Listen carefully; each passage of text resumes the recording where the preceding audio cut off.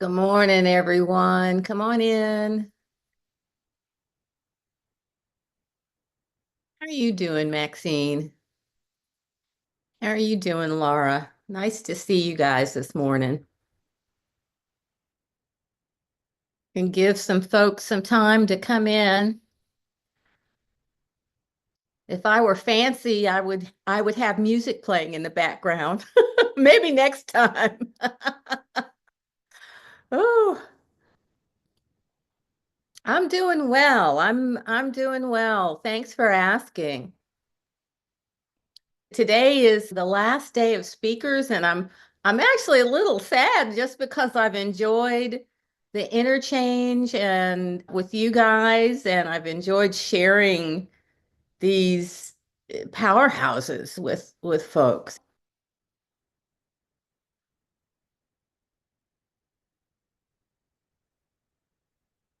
So today we have two speakers, and I don't know if you guys received my email, but these last two ladies are powerhouses and they're in their own right. And I'll just let the introduction speak for themselves. I'm going to give folks another 5 minutes to get in the room.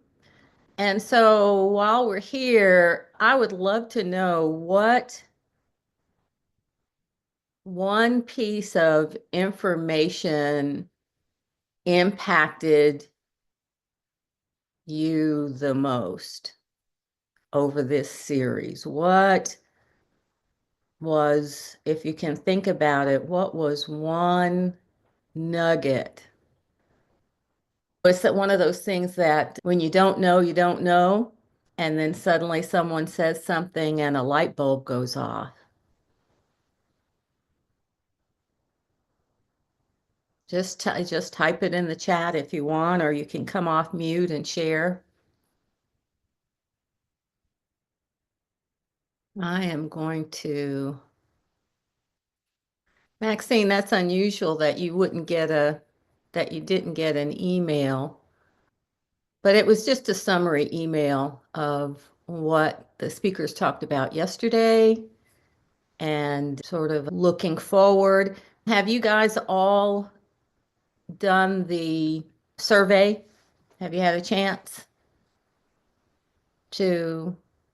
I'll check Maxine and see if that's the email that I have for you, but you should be getting them because you're in the room.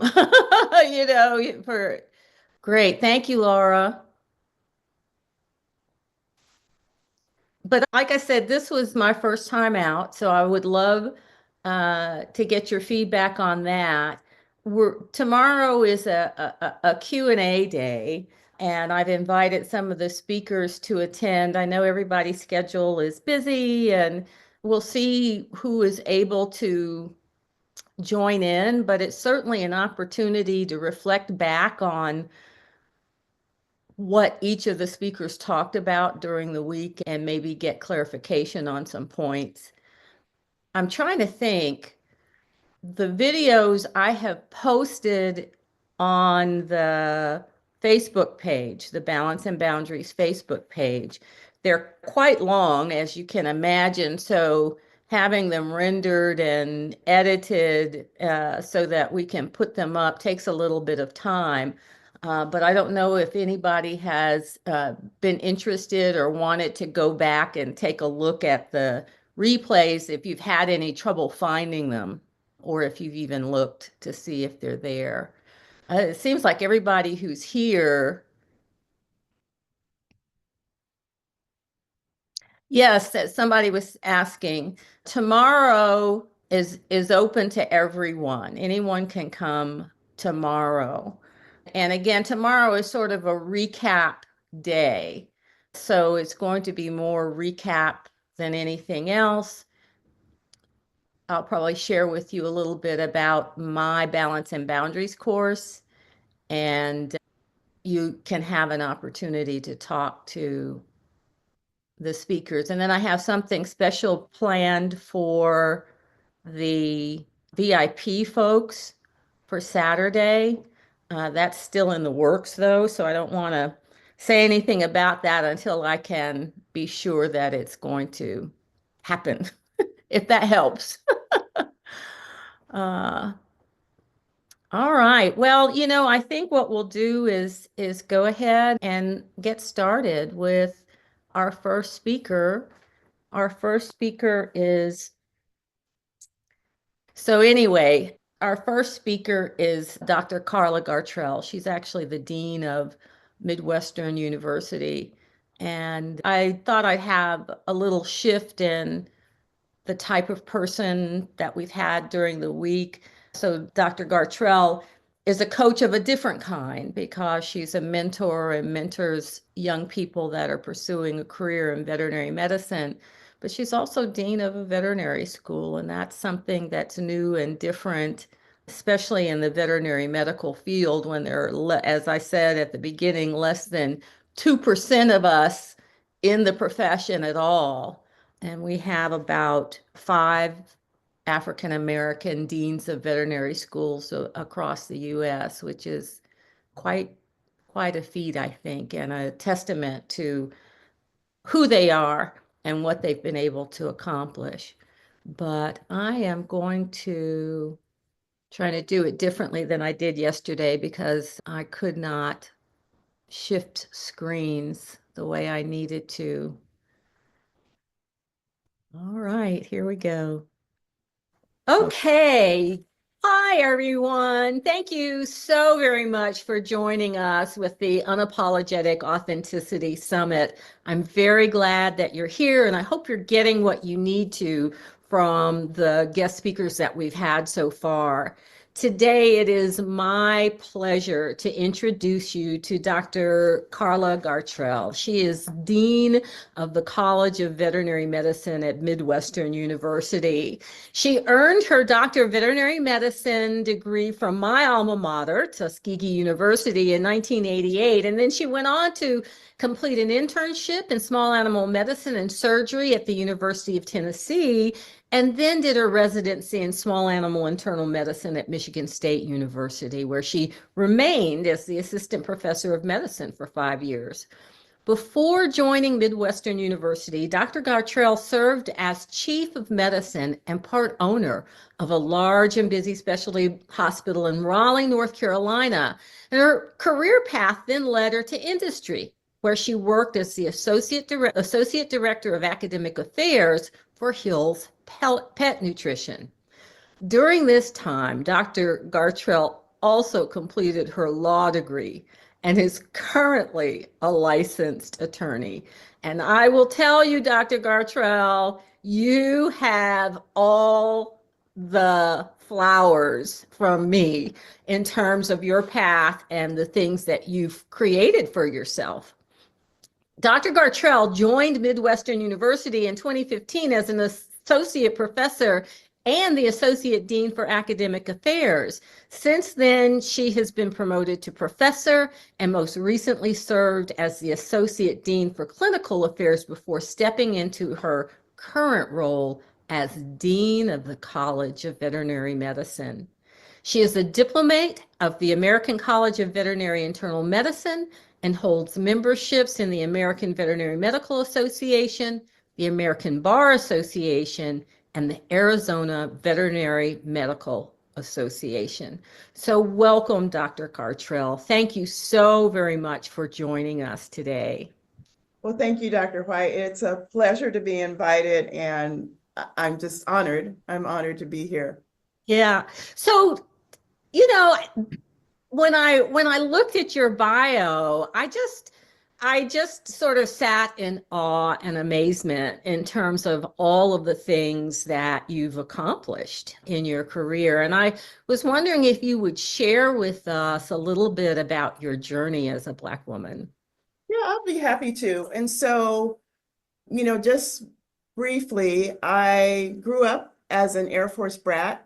So I was born in Germany and spent the first 9 or 10 years overseas. And I think, that kind of helped me in terms of, meeting all different kinds of people. You just go with the flow.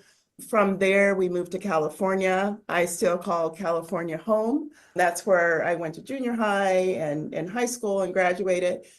But I think the thing, and my family makes fun of me for this now, is I always knew I was going to go to Tuskegee.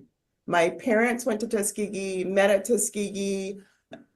I'm the youngest of 5 kids. All of my siblings went elsewhere, mostly in California, and I was going to go to Tuskegee ever since I was little. I knew I was going to be a veterinarian and I was going to go to Tuskegee University.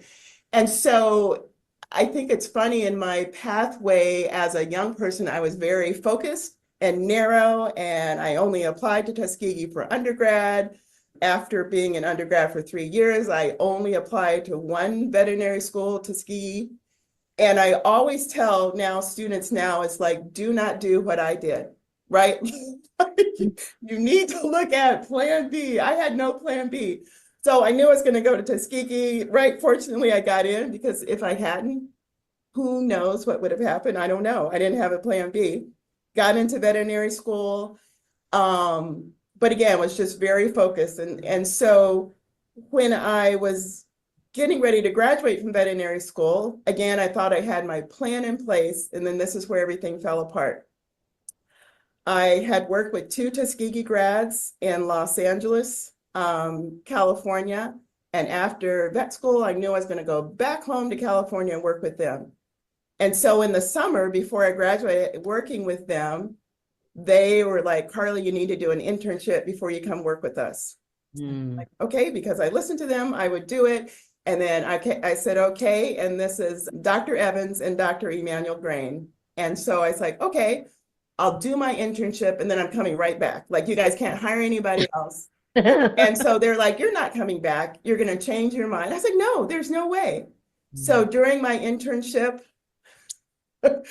I always call it, like, I have these role models and influencers that feed into my life and have actually changed my pathway in a way that I never knew was going to happen.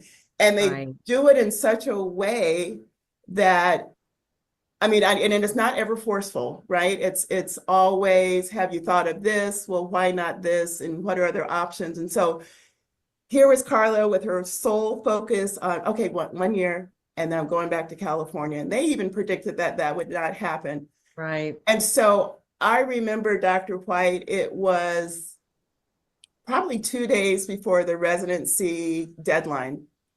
And one of the clinicians at Tennessee said, where are you applying to residencies?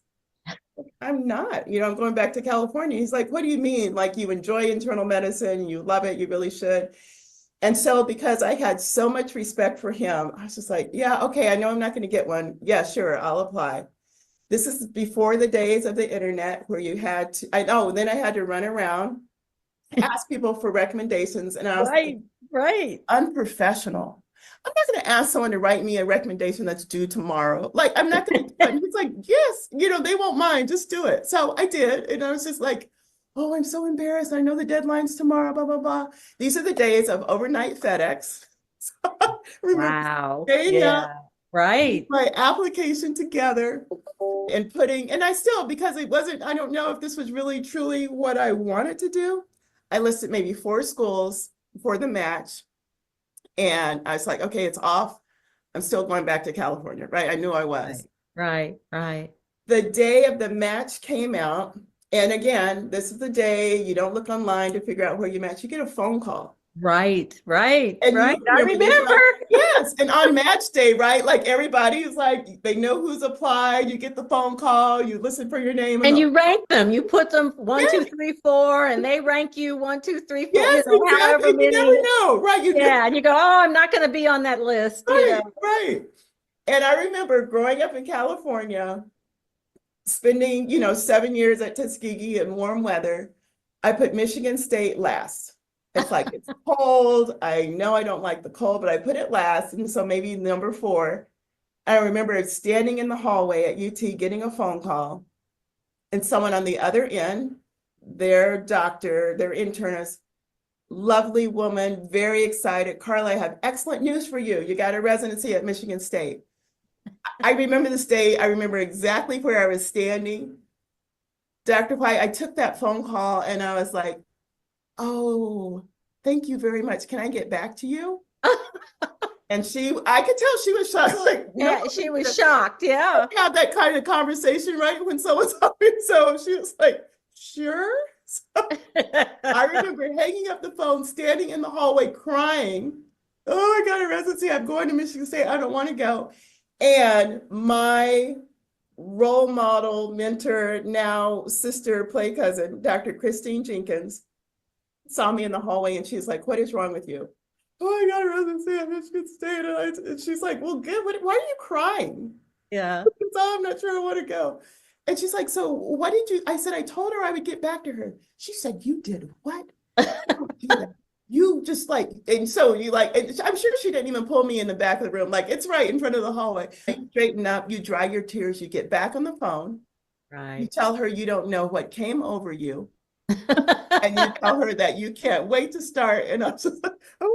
That is so And funny. so I did, and zero regrets. Yeah. So I went to Michigan State, and like you, I'm going to interrupt you for just a minute because I think it's important. You said a couple of things that are really important. One is, although you tell people to not do what you do, you are a really good example of what being focused and having a plan and knowing exactly what you want looks like, because you said all during your childhood into, getting into Tuskegee, into veterinary school, that all of that was your focus, your intent. And so if things came up that said you couldn't, or that was impossible, or that wasn't going to happen for you, you probably didn't even hear them. I didn't. And again, I don't know if that's a young, immature mind. Like I hear you talking, but I'm not gonna, I don't hear that. I don't think Yeah. I don't think it is, only because I know that when I have been focused on what I want, when I look back on the journey, I see things that could have stopped me that I didn't allow to stop me because I was so sure that I was going to get to where I wanted to Yeah. go. The Yeah. naysayers, I had a professor in college who said that I would never go to veterinary school because he couldn't get in. He had tried. And so now he was a college professor in biology, never having realized his dream. So why did I think that I could realize Wow. mine? And And so, yeah, yeah, but I never listened to him. right, You know, right. his truth wasn't my truth. And so you really do have to create your truth. And I would say that even though and the second piece is that sometimes God and the universe knows what's best for you. Right, right. And so I think that's, Because if you had yeah. gone back to California, Oh, we might not even be I, having this oh, conversation. absolutely. Yeah, I agree with you. And so I think you're right, in hindsight, and I say this and I kind of make light of it, but I did have those naysayers that and it's like, I hear you, but it doesn't even register because it's out of where I'm going to go. Right. So you're absolutely right that I remember in undergrad at Tuskegee, um, it was someone in animal science that you're not going to get into veterinary school. I loved math. I took all of the math that was not required, so advanced calculus, calculus 2. And I remember my teacher saying, why aren't you going to be an engineer? I took computer science. And so, why aren't you going to be an engineer? I don't want to be an engineer. But Right. yeah, so, and again, a teacher I greatly respected. I remember too, and so I got into Tuskegee after 3 years because my advisor in animal science, who said, you aren't going to get in, was zero help. And I said, Mm, you know what? I have to look out for myself. Like, yeah. these are the prerequisites I need. I'm going to get them early. I'm going to do well. I knew what it took to get in vet school. I don't need my bachelor's degree because it says if I do these prereqs and I have a good GPA, I'm going to apply. And so that's exactly what happened. And so you're right that, again, I make light of it, but I wasn't even hearing Yes. that message because it was outside of what I wanted to do. Right. And then you're exactly right. And then I got into a point in my life where people that I trusted, people that I admired and respected, gave me advice because they were looking out for me. I knew they meant no harm and they were looking out for my best interest. And I was like, I knew I was going to be a veterinarian, but had I really thought of all the things that a veterinarian can do, I All the had never been possibilities. Yeah. exposed to a specialist. I had never been exposed Yes. to, until vet school. Right. And so you're absolutely right to Dr. Christine Jenkins, boarded internist. Why wouldn't I want to be like her? So Right. I Right. had these influences to say she is looking out for my best interest. I'm going to listen to her Mm-hmm. because she Mm-hmm. wants to see me grow.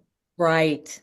And Right. so I take that. So I've had great mentors. So for the audience that doesn't know, Dr. White was one of my professors in veterinary school. So Dr. White, Dr. Ruby Perry, the current dean of Tuskegee University's College of Veterinary Medicine, Dr. Christine Jenkins, the former chief medical officer at Zoetis, the largest pharmaceutical company of animal health. And so I have had these outside, and when I say outside, meaning it's not me, but influencers who even silently through role modeling or suggestions or questions have really changed the pathway of my life to where I am now.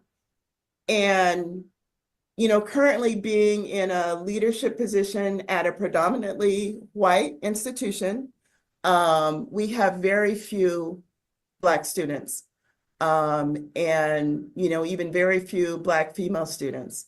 And so I think of those great influencers and role models and mentors and now sisters in my life. And it makes me think, well, what kind of influence can I then have on them that may give them the same opportunities that I had to put me exactly where I am today? Right. Right. Such a great question. So, what would you tell a young woman who is considering a professional path? Because you've got multiple letters after your name, so it could be veterinary medicine, it could be law, it could be engineering, it could be anything. What do you think is the one piece that without it you probably would not have been as successful? You have to believe in yourself. You really do, because at the end of the day, right, that's who you have. I Yeah. heard, and it was very recently, I think it was on a podcast. It's like the day you were born, you have a human to take care of. It's like, wait, what? And so I'm thinking, wait, are they talking about being a future parent and it's like, no, like you Yeah. have someone to take care You of. have to take care of yourself. Yeah. And so you have to remind you at the end of the day, right? And again, you can have great people in your life and a family situation and growing up in a very, I was blessed to be an Air Force brat and being exposed to all different situations. But at the end of the day, That is so very powerful. I had to believe in me. I was the only one that's going to get Right. through it, And right? how can you expect others to believe you or believe in you if you don't believe or believe in yourself? Yes. So Yeah. that inner work, that inner mindset, and we're good at, I think we're good at perpetrating a particular image, but that is different from knowing, that inner Right. knowing of clear confidence that I belong here, that I have the talents, I have the smarts, I have the ability to do whatever it is that I choose to do. And as long as I am clear about that it comes from within, and is it a part of the expression? And I think sometimes that confidence intimidates people, but it is not our fault that others are intimidated by calm confidence. And what I want women to understand is that calm confidence is your power to not just endure, not just to survive, but to thrive and to Right, really, really enjoy what it is that you're doing. right, From that place of being clear that you have certain God-given gifts that you're meant to share, and to be unapologetic and in your ability to do that. right. And there's days and times where people will make you even question, like, gosh, should I be here? Or, what am I doing that you, and really that's what you have to rely on. It's like, okay, I know I should be here and I know that I can do this. And sometimes, even honestly, just walking across campus, that inner voice will come through and it's like, Carla, stand up, put your shoulders back, put your head up, lift them, look them in the eye as you're passing by, Right, that right, you belong here. right, right, I've had to tell students this because, I will meet with the Black female students that we have, and they've experienced racism just in our own clinic right across the street. And so, they've asked me, and it goes back to that self-confidence that your medicine, right? When someone comes in the room and they see that you're treating their pet that they love, and they see that you're confident and you know what they're talking about, they're gonna forget who you are, and that they question, oh, who's treating my dog? That right, goes out the window, right, because here is a competent, confident doctor, right, right?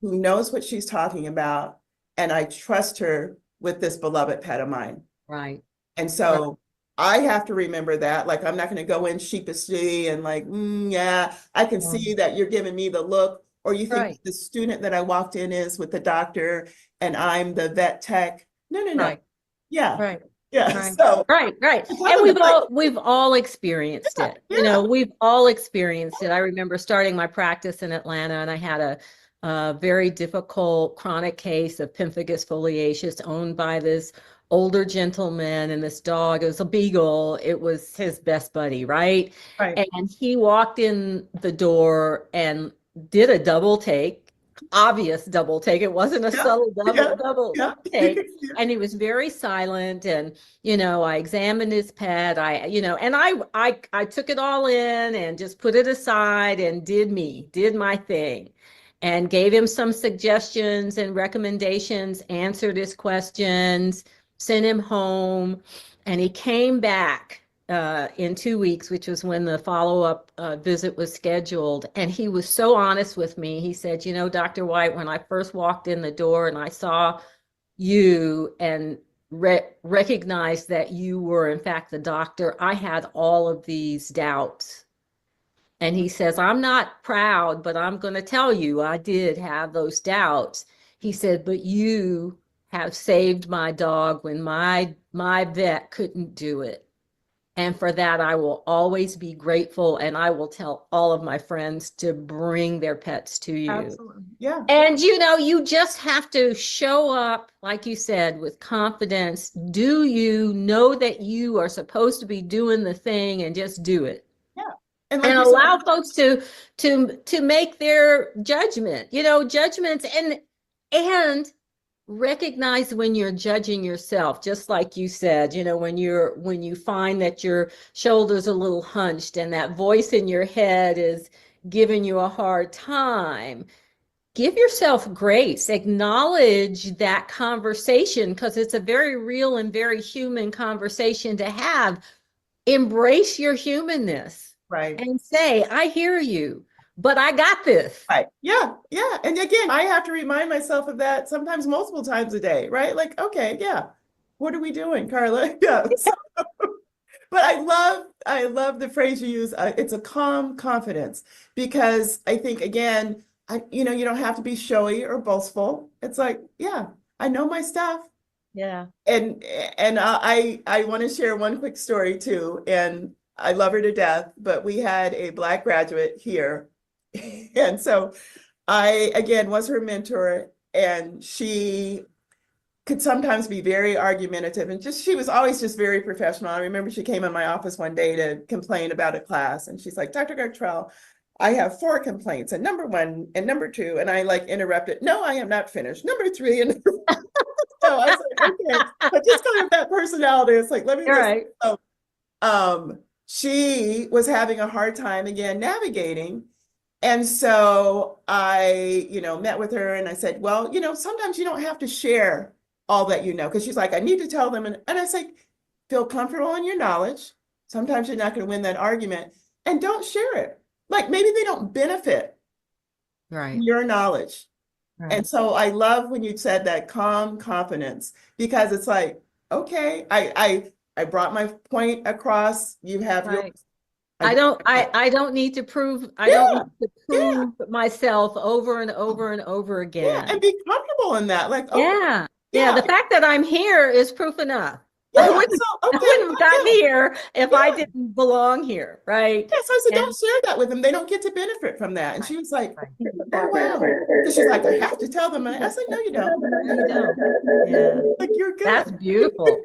That is, I like that. I like that. So what do you think is a misconception about success in your field or just in general? That you, again, you have to be, aggressive and loud and pushy and push your way through. And again, I think if people see your talent, your worth, that you're going to rise to the top, right? Mhm. You can't dim your light. They can't dim Yeah. it either. And so, um, again, I think it just goes back to just knowing who you are, knowing your worth. And not to say that you have to be this quiet shell, but again, it's, I don't have to. So I was going to say, talk a little bit more about not dimming your light, because I think that's an important concept and something that folks talk about, but what do you mean by that?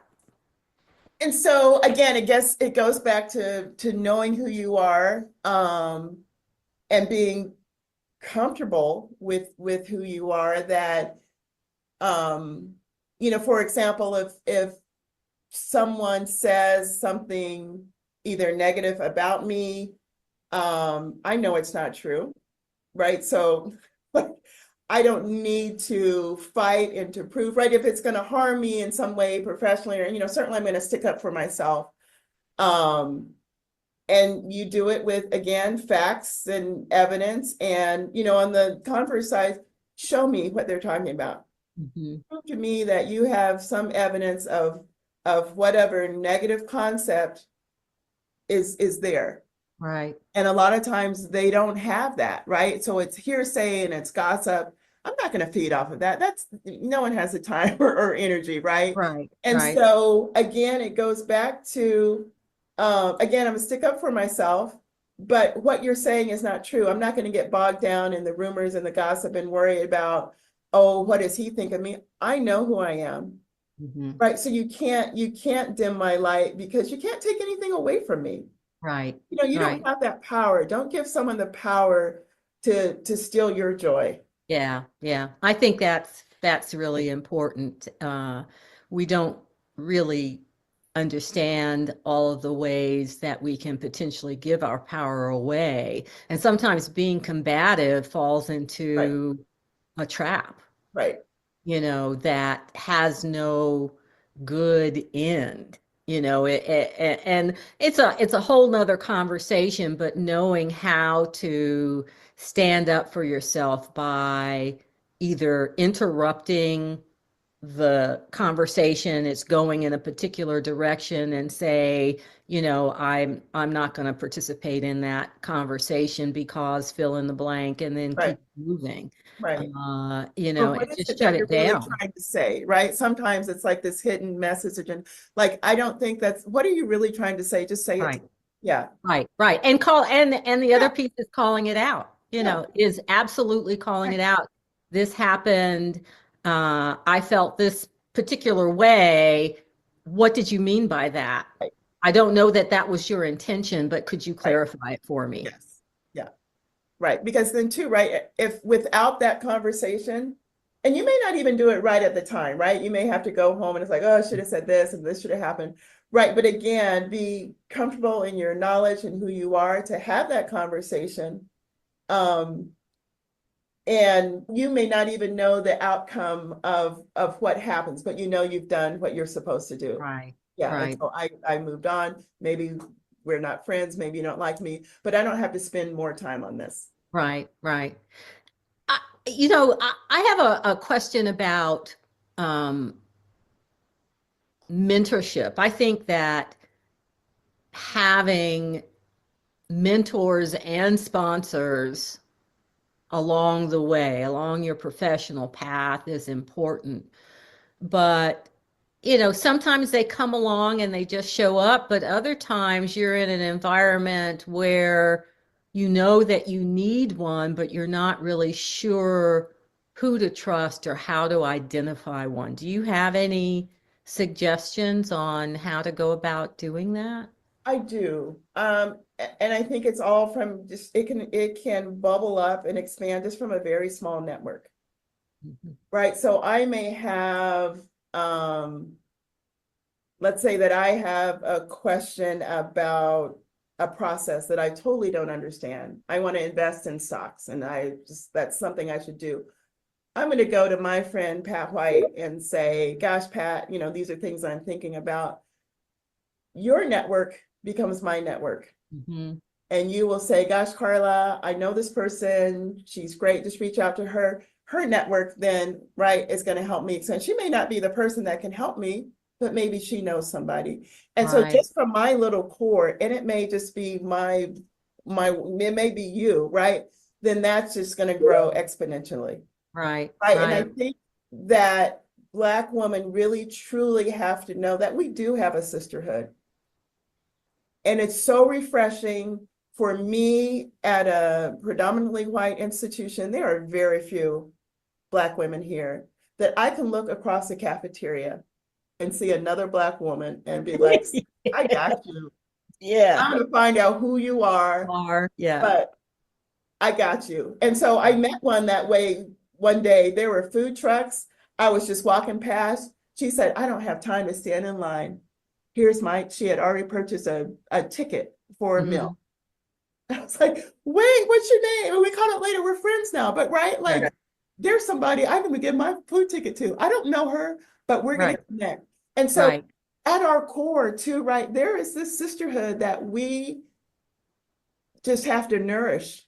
right. Right. So I see that with my students, but not only the veterinary students here, Dr. White, there's other, certainly not only Black female students, but our Black males, but even just students of color that you don't know me. I'm going to look out for you in some way. And it may be, I'm just going to look you in the eye and say, hi, how's your day going? And I will see their head pick up and like, oh my gosh, right? There's someone on this campus who actually saw me. Right, And right. so I think to go back to your question on building that mentorship, that stewardship of care is that I'm going to use your network because I know that you will allow me. You're going to introduce me to your network. I'm going to do the Right, same for you. right, right, right. And we have to ask, you know. Yeah. I mean the first step is saying, hey, I want to, like you said, I want to learn more about this thing. Who can I talk to? Do you know? Do you do? What are you doing? How's it working for you? And being able to be comfortable in knowing that we have this brilliant Yeah. network to uh, lean on. Yeah. I mean, and even with friendships, I think for all of us, it becomes harder as adults to make friends. Mhm. Right. So it's like I'm moving to Phoenix, Arizona. Um, Someone's like, oh, I know so and so, she's there. Call her. Okay, I Right. will, so it's that Right. same thing that I'm gonna look out for you. Yes. I Yeah. know somebody that knows somebody. Right. Right. Right. Right. Right. Right. And Yeah. following up on that recommendation, because again, like you said, that person that there's one person that you have to take care of, you know what you need the most, go find it. Ask your sisterhood, ask us. Yes. Yes. Again, that's part of what this summit is for, is just to open the door and to start the dialogue. There are so many of us out here doing our thing in various arenas and various spaces, making strides. And I really want us to begin to turn the attention toward ourselves. We have been distracted and our attention has been redirected in an outward direction for so long. And we need to take care of ourselves. So we need to take care of ourselves personally, and then we need to take care of our sisters in this space so that as a group we can grow stronger. Right. You And just know, be kind the to each other, right? Like sometimes you're not feeling that strong, right? Like, Right, yeah, right. And yeah, it's okay. exactly. If you're not feeling that strong, that's what your Yeah, sisters on either side are for, to help hold you up until you can get your strength. yeah, But we have to call on that yeah. energy. Well, I really appreciate your time. I've got a whole list of questions that I haven't had a chance to ask you, but It's that's a really okay. I good. think we've covered a lot, and I admire what you're doing in the veterinary medical community. You have, just as a role model and sort of a beacon of light. If folks want to reach out to you, is there a way that they might be able to reach you to continue the conversation, either, just in general or related to veterinary medicine? I mean, absolutely. So I don't know the best way for you that you want my contact information, but I'm on Facebook, I'm on Instagram. So That that maybe, that yeah. that that will work. Okay. And we will make sure that folks have access to that Okay. Yeah. information. And thank you again for your time. Is there any last words, any last bit of or nugget that you'd like to share? Well, I just have to say again, thank you. And just even you asking me, this is not pre-rehearsed. I didn't know the questions, but you just asking my story, it just reminded me just how important of just building that network, even if it's a network of one, just to feel supported, right? Mhm. And especially for maybe some of your younger listeners to say, gosh, I don't have that yet. That's the word, right? That growth mindset yet. It will come. It Mhm. really will come. And so don't be afraid to extend yourself. Don't be afraid to, hold your head up if you're the only one, right?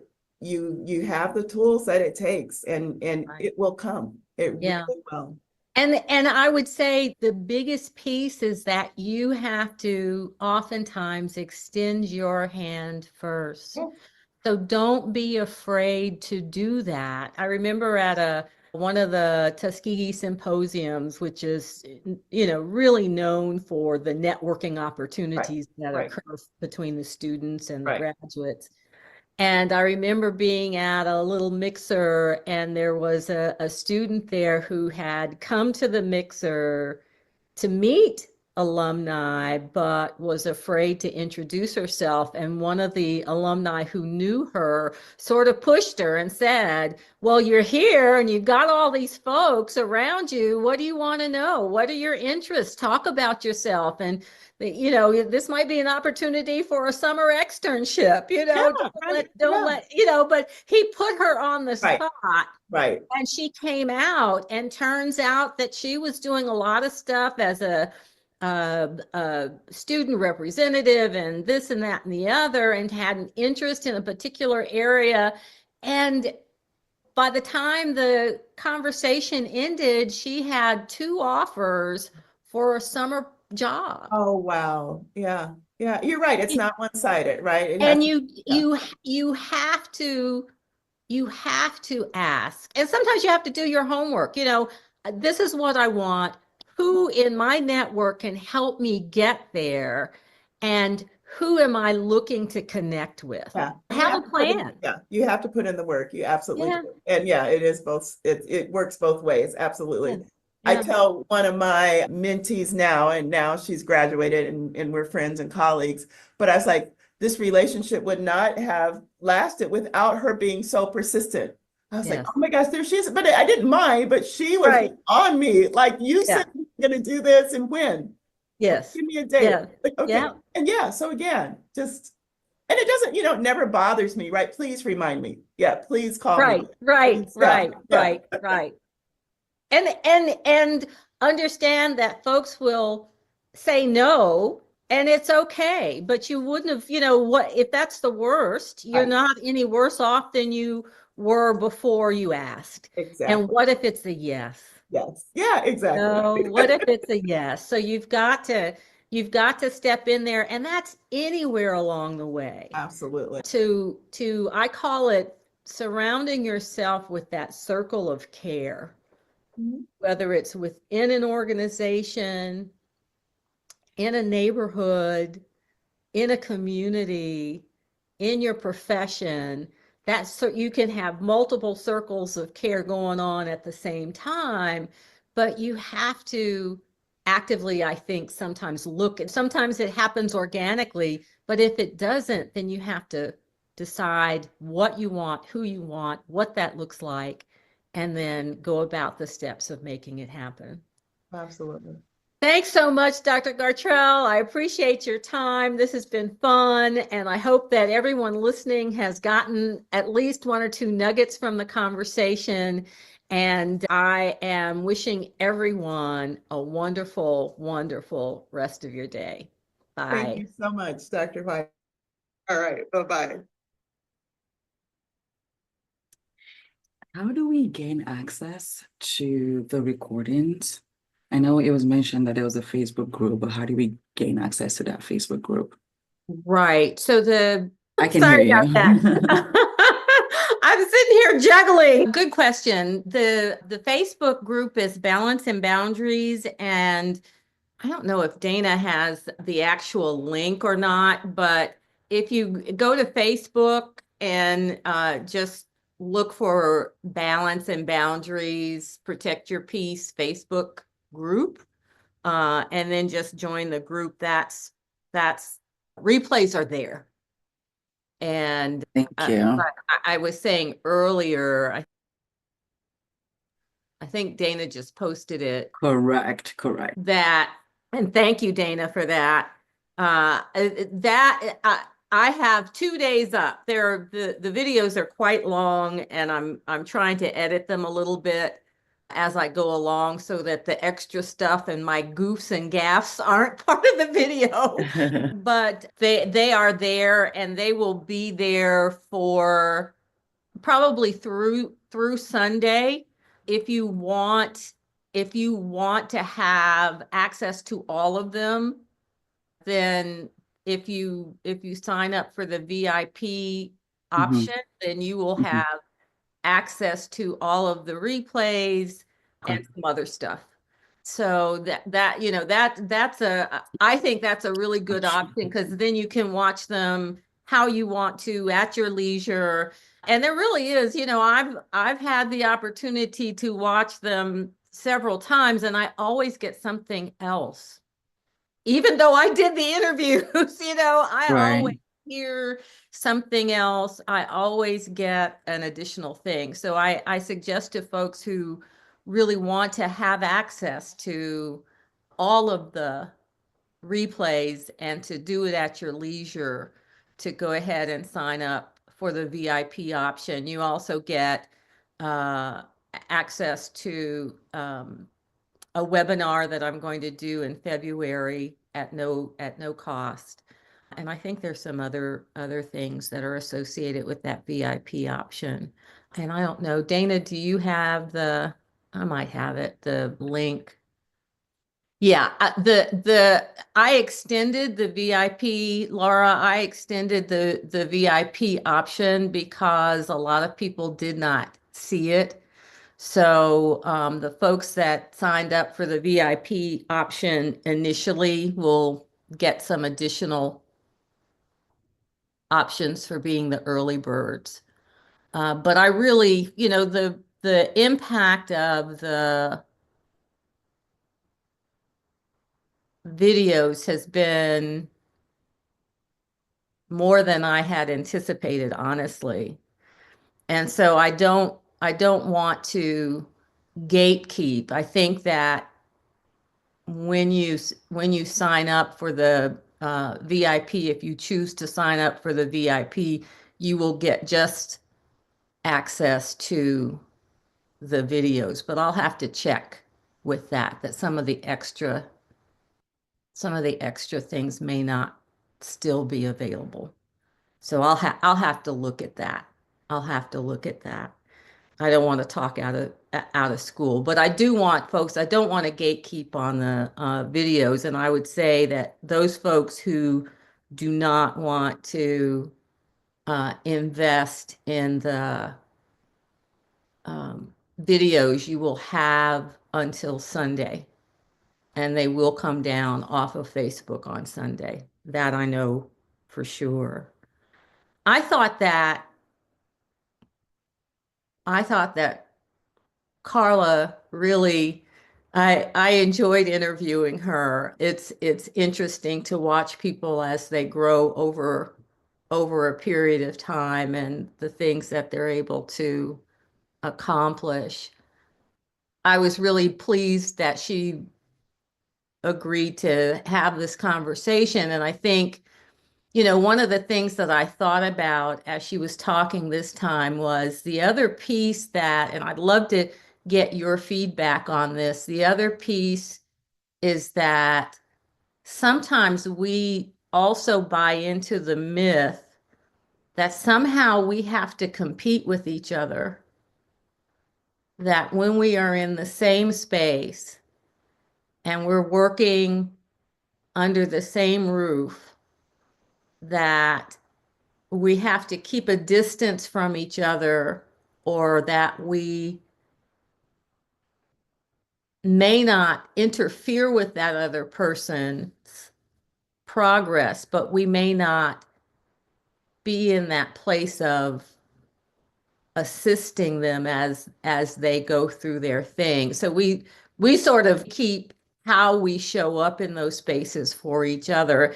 And I'm just wondering what your feelings are about that.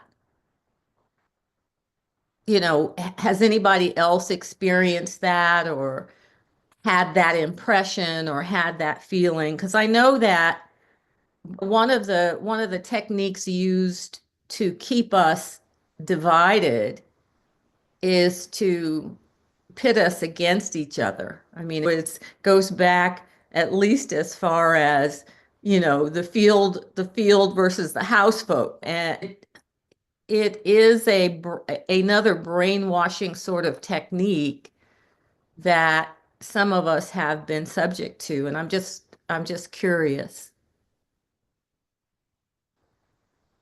I know Maxine said definitely a false narrative, but what about you, Nichelle? What's your experience been?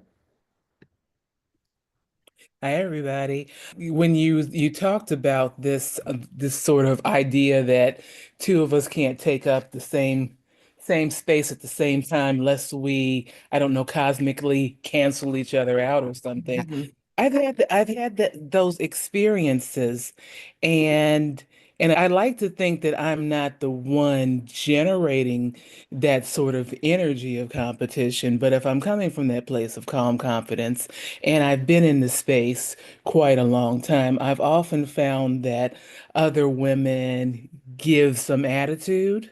Mhm. And ironically, a good friend of mine now we started out like that.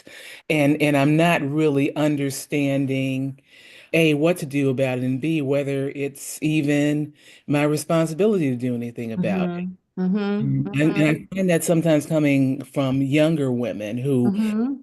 I'm not sure have been taught the Black or beautiful, we are a family sorts Mhm. notions that I grew up with in the 70s and 80s. Right, right, right. So I think that's a powerful question to ask is One, how do I deal with it? Or is it even my responsibility to deal with it? And how do you answer that question for yourself? Yeah. You know, for those folks who know me, I'm one of those folks who shoots from the hip, honey. I just, if you got some attitude, I may pull you aside and say, hey, I'm confused because I am not sure why I'm receiving this, I'm feeling this, and it may be my imagination. So I don't want to, I try not to make it about the other person. I try to make it about me and say, I'm feeling this kind of way. And I'm just wondering what may be going on with you. And sometimes the response is, well, I felt like I was picking that up from you too. I mean, Mhm. sometimes that the energy is amazing, and you tend to pick up we feed off of each other's energy, and we don't even know it a lot of times. And a lot of times we bring to the conversation energy that's not ours, that we've picked up somewhere else, and we don't even know it. And so if we don't call each other on it, we don't even know that we're doing it.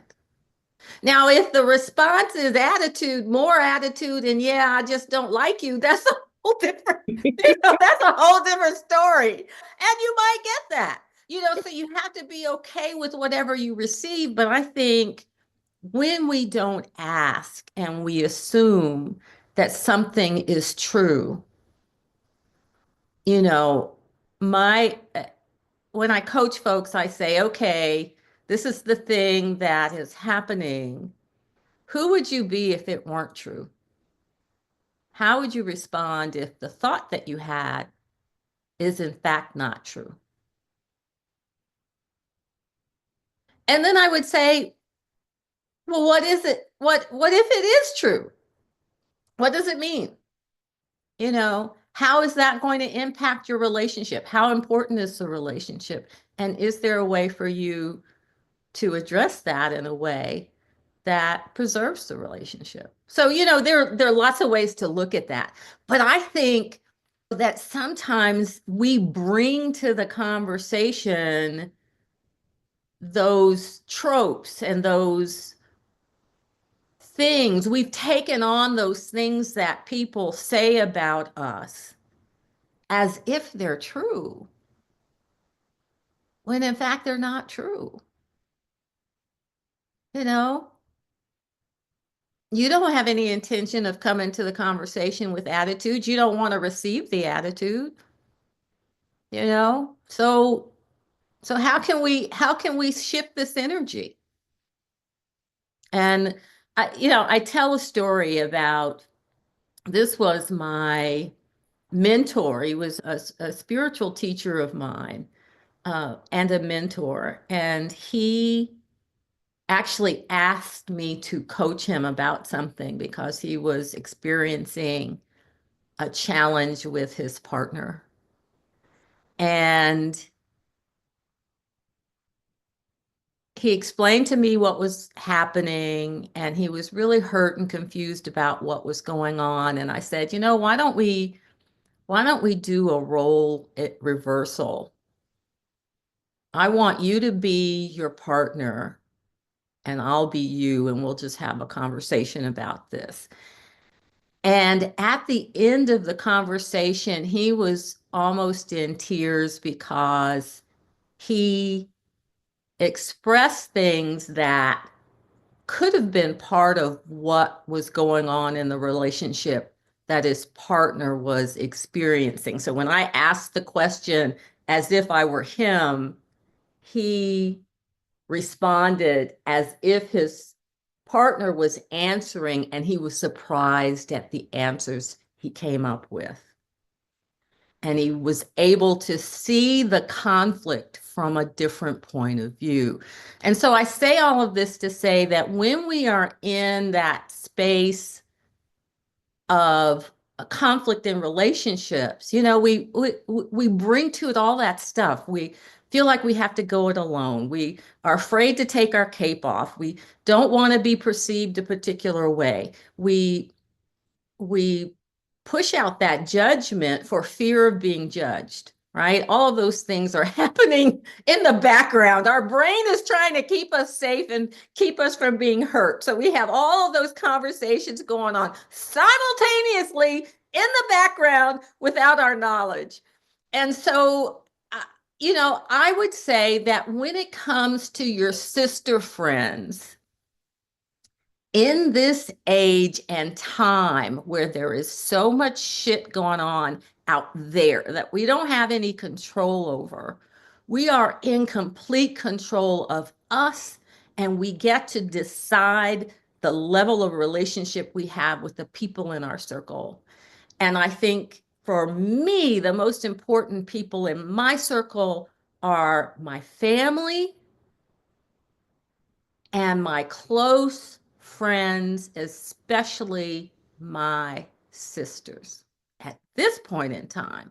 Because, and the whole point of the summit is because we are powerful beyond measure and we have got to hold each other up and hold the mirror up, not only for the weaknesses, but for the strengths, right?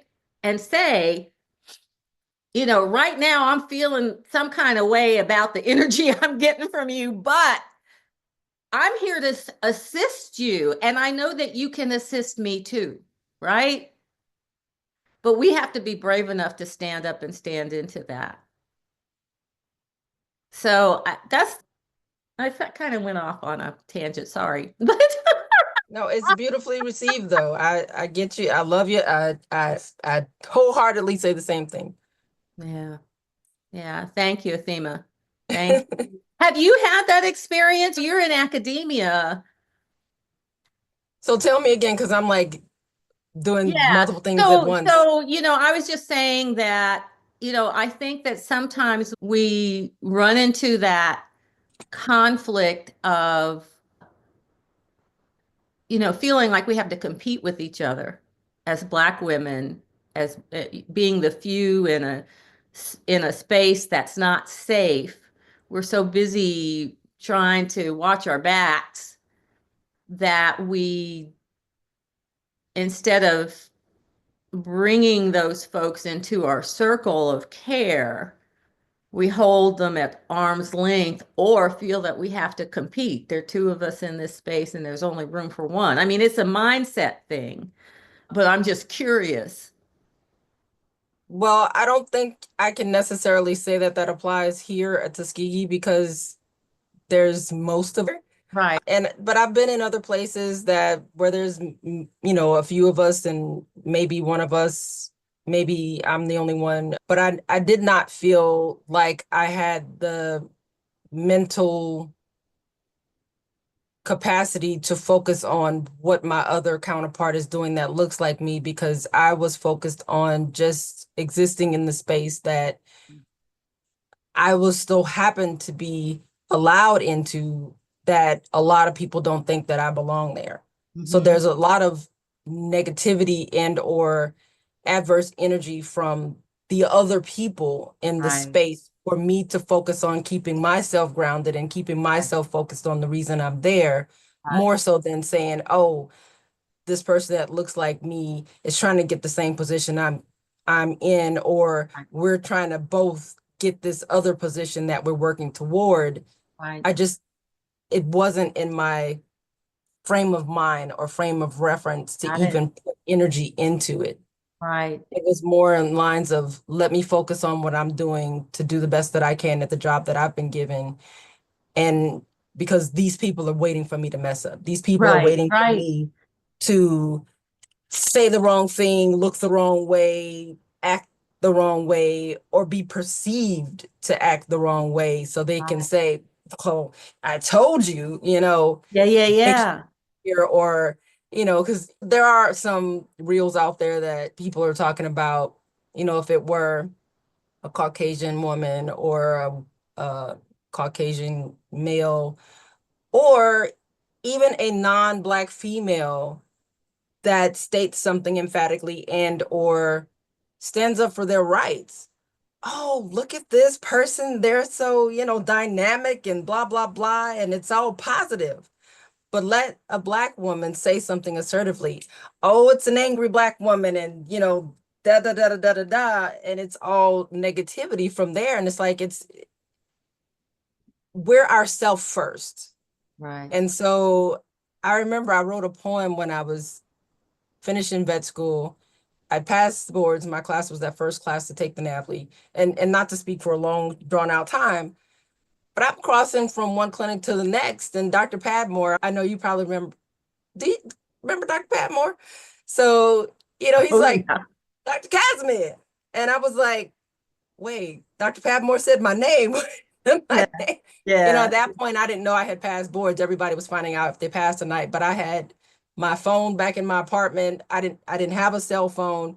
And so I didn't find out until, I went home to get my mail a few days later that I had passed boards. But, Right. if you registered in Alabama, I think they got your scores here at the school. Yeah. Yeah. So, We'll get your I was score. like, it reminded me of some other interactions that I've had with other people that don't look like us. And it's like, I'm still the same person. So even though, yes, I'm a NAVLE passer today, I'm still the same person I was the day before. I'm still the same person I was before vet school. And yeah, so Dr. Kilman remembers Dr. Padmore as well. Yeah. So yeah, it was just, the poem was centered around people sometimes treat you differently because of the letters behind your name or what you've accomplished, but I'm still the same person I was, that little kid growing up in the ninth ward, single parent household. And, I'm supposed to be a statistic. I'm one of three daughters. My parents divorced when I was 1.5. So I'm supposed to be a statistic. I'm supposed to be out there pregnant, and not finish college and not, getting out of the ghetto, so to speak. But, I'm grateful to all of my experiences, but from where I come from and from the things that I've experienced, there was so much more for me to focus on than focusing on trying to compete with someone else that looked like me. Yeah. Because I Oof. feel like we both deserve to be in that space. If we did what we needed to do to get there, then let's just keep moving forward. Right. Right. You have said so much because part of what Laura was saying is being in that place where she was getting vibes, right? And the vibes might be like you, keeping your head down and just doing your thing and focusing on protecting your space and protecting your seat.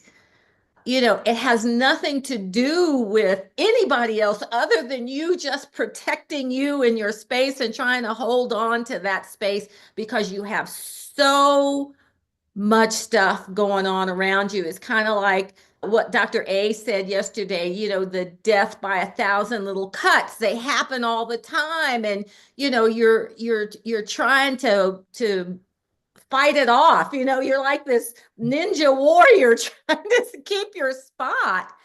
And others might perceive you as fill in the blank, Right. whatever adjective you want to put in there. I mean, Black women get accused of not being social and not interacting and all of that kind of stuff. We don't have time for a whole lot of crazy. I remember when I was at University of Georgia for undergrad, that I joined the pre-vet club and quickly decided that that was not my space because it was about keg parties and stuff like that, which was that was not my thing. You it was just absolutely not my thing. And so I guess my point is in those spaces when we find ourselves, and this is for the younger people that are listening, especially, that when we find ourselves in those spaces, even while we're keeping our head down, when you or if you can, reach out your hand, even if it's just for a moment, and say, I see you, like Dr. Gartrell said. That's all it takes.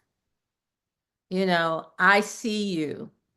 I know what you're going through. I think about when I was at Michigan State, I was there before Dr. Gartrell was there, and it was awful. I will say that. I will say that out loud. It was the worst and the best 13 months of my life. I think I learned more medicine in those 13 months than any other time. It was intense and and excellent from that standpoint, but I'd never experienced that kind of stab you in the back, smile in your face type of racism. I'd experienced racism, but not that flavor. And And it so was a rotating internship you did there, right? yeah, uh-huh. And there were other folks there, and we knew who we were, and we, I did have a circle of care. It's interesting because Dr. Bailey and I were the first interns of color. Dr. Bailey preceded me, and Okay. he's now president of the AVMA, AVMA. a president-elect. Yeah. He's president. Oh, yeah, Now, yeah, yeah, because we're in 2025 now. we are in 2025, honey. So this is the American Veterinary Medical Association. So although we are the less than 2%, he is now president of that association. But Dr. Bailey was the first intern in the small animal rotating internship, and I was the second. So we walked into a space. Dr. Perry was there doing her residency. And for those folks that are not in veterinary medicine, these are folks that I've named are folks that have really paved the way. And Dr. Perry is the dean of our vet school here at Tuskegee University. Right.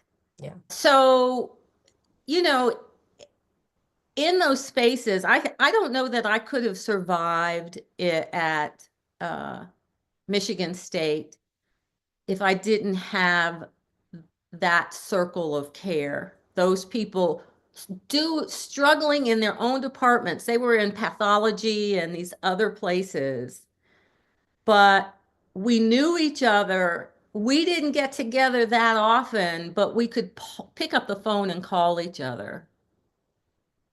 And it made the difference between, I think, me bailing and staying. There was a point where I have to say, these folks are not gonna, there was a come to Jesus moment when about 2.5 months into my internship, where I said, what am I going to do? This is crazy. I am being targeted. I am the black one, and they're just waiting for me to screw up at every turn, at every single turn. And I said, I have a choice to bail and let them win, or figure out how I am going to not only survive, but thrive and milk this for everything I can get. And I chose the latter and changed my perspective and said, what they think of me doesn't matter. I am here. I'm not leaving. And then I looked around and I thought, the clients love me. The students like me. What am I doing wrong? And the truth You was, must I be doing wasn't something doing right. anything wrong other than existing, Yeah. other than being in that space and folks looking at me Yeah. and deciding that I didn't belong there. I remember one of my reviews that I had early on, these clinicians said to me, you are one of the best, you are the best intern that we've had from Tuskegee. And I said, I'm not sure if I understand what that means. I said, I'm either your best intern or I'm not. And if I'm not your best intern, then I need for you to tell me what I need to do better. I do not need a qualified positive statement, right? So anyway, that experience was that experience was tough, but it informed the type of veterinarian I became, and it informed how I would manage those types Forward. of challenges moving Yeah. forward. And you So- made the right decision. Thank you. Thank you. Does anybody And else just want know to that, add to the conversation? oh, go ahead. I just was saying if anybody else had an experience that they wanted to share. You were So, the first Black female board certified in dermatology, yeah, veterinary I dermatology. was the first Black person to be boarded in dermatology, in Yeah. veterinary dermatology. Yeah. And And I'm the first Black female in ClinPath to be board yeah, certified. And William O. Jones, he was my mentor. yeah, he did. Dr. Jones mentored a lot of us, and I think, there's a lot to be said. I want, folks talk about different generations and, how you mentor different folks in different generations. But I tell you, the folks that mentored us, you talked about Dr. Padmore, you talked about Dr. Jones, you talk about Little Ray, all of these mentors that we had at Tuskegee, they were old school folks. They didn't take any mess. You either were there to do the work or you weren't. There was no in between. Well, I want to prepare for our last speaker. I have enjoyed this summit tremendously, and I hope everyone who is here has done the same. I hope that each and every woman who is listening to this recording or is present in the room has gotten something out of it. After we watch this last video, I'm going to sum some things up, and I want to invite everyone who's here to come to the Q&A tomorrow. I've got some before you all check out. I'm sitting here trying to juggle two computers in order to get this to work, but I do want to make sure I share some gifts and connections that the speakers provided for the people that are in the room today. And some of you were here yesterday as well. And so there are going to be a couple of things from the folks from yesterday that I will put in the chat so that you will have access to it. If you are a VIP, you don't have to worry about it because you're going to get all of it. You'll get all of the gifts if you were an early VIP. Okay, so let's see what we can do. This last speaker is Sasha Thompson. And here we go.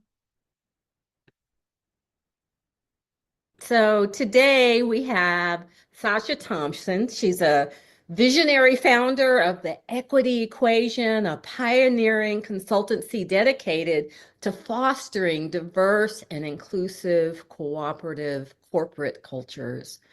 With over 2 decades of professional experience spanning the realms of education, nonprofit organizations, and the tech sector, Sasha is on a mission to break down barriers and provide unwavering support in the pursuit of equity. Her guiding principle is to bridge the gap between where her clients stand today and where they aspire to be. Sasha empowers her clients to unlock their fullest potential by identifying areas for growth, setting clear objectives, and nurturing a culture of accountability. Sasha's remarkable journey has earned her recognition in esteemed publications such as Forbes, Newsweek, Business Insider, and she's also contributed her expertise as a thought leader on MSNBC's The Cross Connection. So in addition to her long and illustrious career, She's also a coach. She has a list of certifications in professional and diversity coaching. And it is with great honor that I welcome you, Sasha, to this conversation. Thank you for having me. I'm so excited about this conversation. Yeah, me too. Me too. So tell us a little bit more about you. I mean, I've given an introduction, but really tell us who Sacha Thompson is and what you're passionate about. Yeah, so I am the daughter of Caribbean immigrants. And so that is kind of where my passion for this work started, understanding and knowing very early in life that, my experience was very different than my friends. And so always knowing and being curious about different backgrounds and cultures and really trying to understand what made us unique and special, but what all brought us together, right? So I was always the one just trying, asking questions and, ooh, food. Okay, yeah, let me try that. And music and all of those things that help formulate culture. And so it truly comes from a genuine place. I am excited about this work.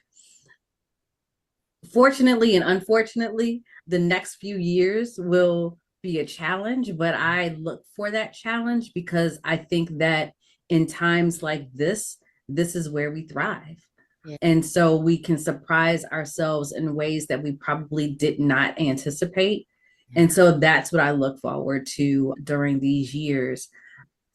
I am a true believer in self-care and rest.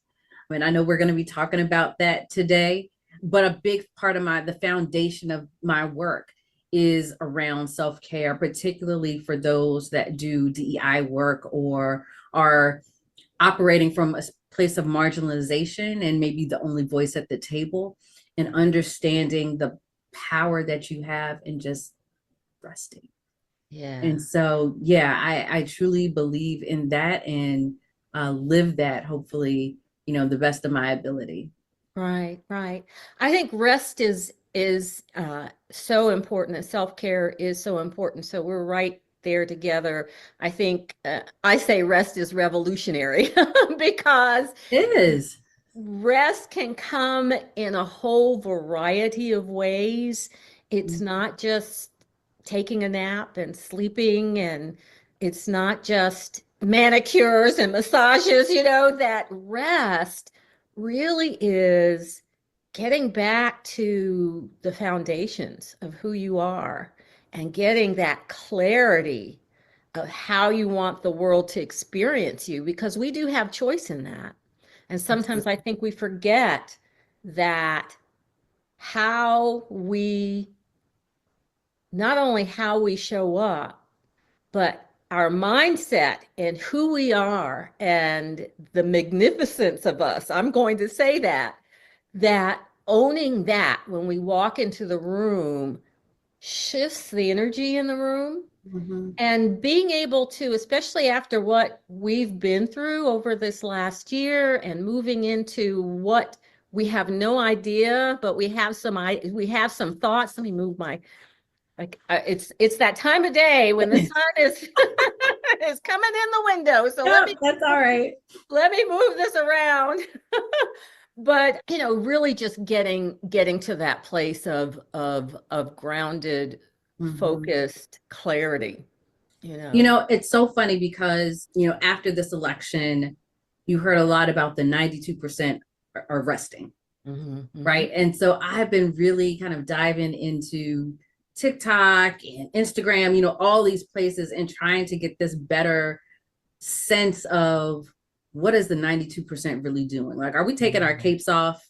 Yeah. Or are we just saying we're not going to show up and end up showing up? Like, what does this look like? What does it mean? Yeah. And yeah. it has been this very fascinating, I'm like, experiment of some ways. Like, the sociologist in me is like studying all of this in holding ourselves accountable to rest. Yeah. And when we say we're taking the cape off, take the cape off. Take it off. And you don't have to save everyone. And what that looks like. And Mhm. so for me, rest has been, and I loved how you said reconnecting with self because, I took 2 weeks to spend time with family. And I had to say to my mom at one point, I'm like, I'm sorry that I might come across as being real lazy right now, but I just need to not do anything Right, for a good 2, 3 days. right, right, If I could just have fruit and some other things that I don't get in the States, right. let me just Let indulge me just in that, be. Yes, let me just right? be with ourselves. And the psychology of that, a lot of us don't understand, but that when we are with ourselves and we're quiet and we listen to that inner voice, that inner knowing that already knows what's best for us, it is a way of filling ourselves back up again, of Yeah, absolutely. refueling, of energizing, of being able to then go back out into the world Yeah. and know that we are in charge of saying yes, no, maybe, and walking away if we're done, if we've had enough. And challenging ourselves because I think a lot of people are afraid to listen to that voice, Mm. right? What Because do you that think that, what voice, do you think that fear is? oftentimes it may be the voice of negativity. It Mm. may be that voice of, well, why are you not doing anything, right? Ah, It yes. may be this generational curse of you have to be doing something. Something. Mhm. And it's always, and again, when you think of, the generational trauma of slavery and being lazy and all of those things that are a part of our DNA, we're pushing against that. But those aren't even true. I mean, those are the lies that were told to enslave us and to Yeah. keep us in that enslaved mindset. And right. And part of that is I have to prove differently. I Ah, have yeah, to yeah, show yeah. up, Yeah, yeah, right? yeah, yeah, I yeah. have to do these things. And I'm like, Right. no, you don't. No, you don't. Yeah. You really don't. Yeah. And that does not mean, and I say this to people all the time, right? You can be productive with the time that you allot for those people. Right. You don't have to give them all your time, but if I'm giving you 2 hours, I'm gonna give you a good solid 2 hours, Right. and that's all you're getting. Right. And that's okay. Right. If it's required that I need to go over that 2 hours, then let's negotiate that. Exactly. And make sure that I've talked to so many women who are caught in that place where they're relied upon because they are producers, because they are contributors, because they do show up 110% because they can't help it. It's who they are. And they're taken advantage of. The expectation is that you will put in the extra time, or the expectation is that you will fill in when somebody's not there. The expectation is all of those things without compensation and recognition. And at some point, if you find yourself in that kind of position, you've got to step up and ask for what it is that you feel you deserve, and be okay with someone saying no, and then and then knowing, well, what is my next step then? If that answer is no, the expectation is this: I'm not being valued, Right. I'm not being recognized for the worth and the value that I bring. What are my options? Right. The And only option is not to stay. yeah, but I often find that people stay in those ruts when they don't know their value. Yeah. Right. Or So feel again, like they don't have another option. A lot of yeah, times folks feel that they don't have another option. So one of the things that and I know you're going to talk about resilience, but one of the things about rest is giving yourself permission to ask and answer the questions that we're talking about. yeah, What do I want? Where am I? Am I being valued for what I'm worth? If I don't feel that I'm being valued, who do I need to talk to get that fixed? To yeah, find out if, in fact, this is just in my imagination and I just haven't brought it up, or if I truly am not valued for what I'm bringing to the table. And if that is the mindset of the people that I'm working with and for, and that is not okay with me. What are my options? And getting some clarity, getting a game plan, asking people around you, maybe outside of the organization, what are my other options? Finding other women who have been through something similar and asking, what did you do? And how did you go about getting out of that place? Because all of us have had some level of that experience somewhere in our careers. And I'm glad that you brought that up, because I think there's two parts to that. One, we need to be bold enough to ask those questions, right? And do so with no shame. Yeah.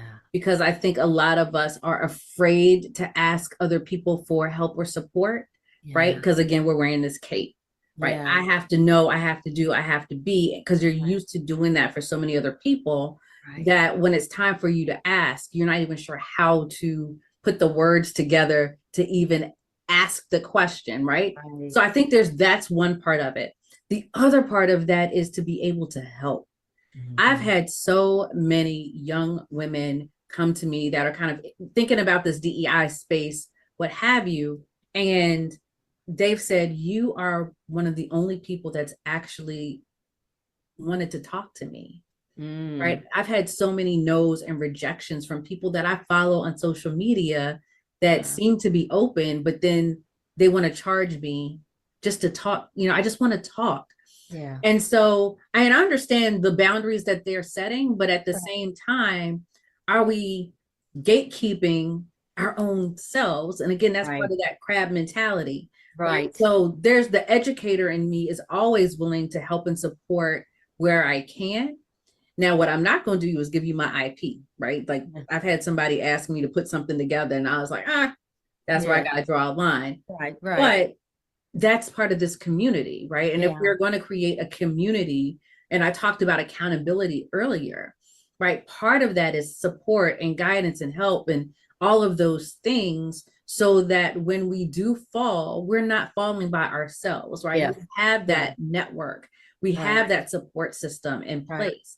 And it may or may not be family, right? It may not be friends. Yeah. So who is in your industry community that kind of gets it, that can help support you as well too. Right. And I think it's important, and I can't remember whose conversation this was that I was having, where our industry community that kind of gets it, that can help support you as well too. Right. And I think it's important, and I can't remember whose conversation this was that I was having, where we talk about mentorship, but a lot of folks expect the mentor to walk up to them and say, I want to mentor you, when in fact, that's not the way it works. You find somebody who is got the stuff that you want to learn, and then you approach and say, will you mentor me? It's a yes or no. If they say no, you're no worse off than you were before. And if they say yes, what an amazing opportunity then you have for growth. And I think we don't ask. We don't ask. Don't ask. And being able to put your ego aside for a moment and say, I need the help.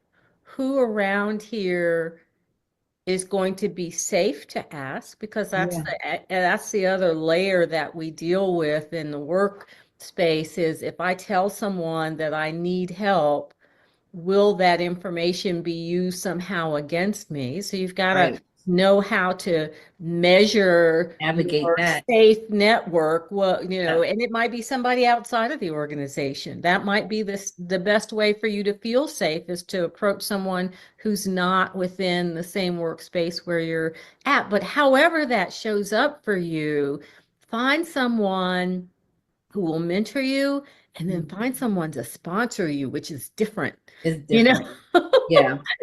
Find someone who's willing to come up with with the other kind of support to help you grow. Yeah. It's so, as we're talking, one of the first things I did when I launched my business was started coaching, early career women. And I came up with this formula. Like, what is your plan? Purpose, limitations, actions, network. And going through that process with people, when I tell you some light bulbs start to go off, because I'm like, what is your purpose? Like, what is your goal? What is it? What brings you joy? What is it? Now, I'm not talking about your job. Right. And I think so many of us are so connected to our job and our career that we don't know what brings us joy. Right. So, like, what is your God-given talent? What is your gift? Right. What are the limitations? What is hindering you from reaching that? Yeah. Right. What are the obstacles? Because sometimes we don't, again, realize, or we know what those obstacles are and think there's an obstacle, so therefore it's not for me. No, obstacles you could go over, you could go around, you can Right. you And could deal with sometimes the obstacle is this, Yeah. what's going on in your head, what you believe about yourself and believe about what you're able to do. Yeah. So then that goes into the actions, right? What do I need to do? What actions do I need to take in order to remove this barrier? Right. So is it getting a coach? Is it getting a mentor? Is it going back to school? Is it just talking to some folks? Is it getting out of my own way of being an introvert and actually showing up on camera? Right? Because that's yeah. these I'm fine, but anyone else is like, oh, go on camera and do this. I'm like, oh, I don't want to do it. Yeah. And then network. One of the things that I have learned throughout my career is so many of us are like, oh yeah, I have all these people in my network. Are they the right people? Yes. To help you reach your goal. How do you know if they're the right people? Right. So part of that is understanding and knowing what your goals are. Right. So for me, I knew I wanted to do this diversity and inclusion. I wanted to be in this space, right? A big part of my career. The best person that was in my network was not even somebody that was in my network. It was somebody in my family. Wow. I had a cousin who had been a consultant in this space for 40 years. And so I'm like, every Friday, I'm sitting at your virtual feet, because this was during COVID, right? Yeah. I'm sitting at your virtual feet and I just want to learn. Yeah. And I learned so much from her in addition to what I already knew. Right. And then she was like, I need you to follow this person in this space. Wow. Right. And so then started doing that. She was like, continue to speak up. Yeah. Share your gift, share your voice. Yeah. Right. And so it has just bloomed from there. That's wonderful to hear. Yeah. Yeah. Right? And I think a lot of folks they put the blinders on and they don't think about, who is right here sitting right next to you, who's been here the whole time, who you could approach and ask, and the approach and the ask doesn't feel difficult because you've already got a relationship with them. Yeah. One of the best relationships that I ever made, and kind of the inspiration for DEI After 5, right? The podcast was a friend that every time I was in Seattle, she was doing DEI work too. And I'm like, let's go for dinner. Can we meet up for dinner? Right. And we would just about the space and the foolishness at work and all of that. And it kind of morphed into like now being this podcast. But I didn't even realize, like, I knew she was doing this work. I didn't know the impact that she had on the industry. Right. And so just because she showed up and like we were just having dinner, we're sorority sisters. So we had that in common as well. Right. And then I come back home and I'm like, oh, like she's a big deal. Okay. Yeah. Right. So again, I think, we need to get out of our own way and sometimes just do something that may not just benefit us. Like, how can I help this other person? Right. Too? Right. And do it past the fear and the uncomfortability of stepping out of your comfort zone, because sometimes it requires you to just take a chance, take a step, pick up the phone, send that email, get on somebody's messaging and leave them a note, and things can unfold in amazing ways when you do that. I mean, I've met so many phenomenal people that way. And then so with the plans model, there's an S that is self-care that I added later. Okay. Because I'm like, we, Yeah. Don't put that in the forefront. Right. Right. And And it so has to what be. does self-care look like? Yeah. And so that's how I ended up, doing a lot of the work around resilience. And every guest that I had on my podcast, I'm like, how do you fill your cup? Yes. Because I wanted this to be on the forefront of people's minds. And it looks Right. different for everyone. Right. Like you said, it doesn't have to be the massage or getting your nails done or taking a nap. That doesn't have to be. There was one person that said they like to, it wasn't skydiving. It was something similar to that. And I'm like, that is the opposite of rest for me. Yeah. Right. Yeah. I'm like, I don't like falling and I don't like heights. So that Yeah. would be stressful. But it looks different for everyone. And you Everybody. have Yep. to be intentional on building up those muscles. Yeah. So tell me about that. Tell me about how folks can identify Mhm. what it is that they need to really fill their cup. The question I always ask is, what brings you joy? Mhm. Yeah. What just makes you smile and laugh and fills your heart? And, if you could do it all day, you would. What are Yeah. those things? Yeah. Yeah. And how do you hold on to that feeling Yeah. every single day? Mhm. Right? So what are some small things that you can do that fill your cup, that Yeah. bring you joy? I had one client who had just gone on vacation to Mexico and, had all of these wonderful things. And I was like, what was it about Mexico that you really loved? And he said, you know what? It was just like the greenery. I just loved the greenery. And I'm like, okay, so what can you do to bring that back Back with, yeah. with you? Yeah. And the next time we spoke, the office was like yours. Like there were plants, Oh, that's funny. That's great. everywhere. And Yeah. he was like, I did not realize that I needed this. Yeah. Because I was often told, like, you have to have a sterile office and it has to be a particular way. And Right. and I'm like, how are you feeling now that you have that? Yeah.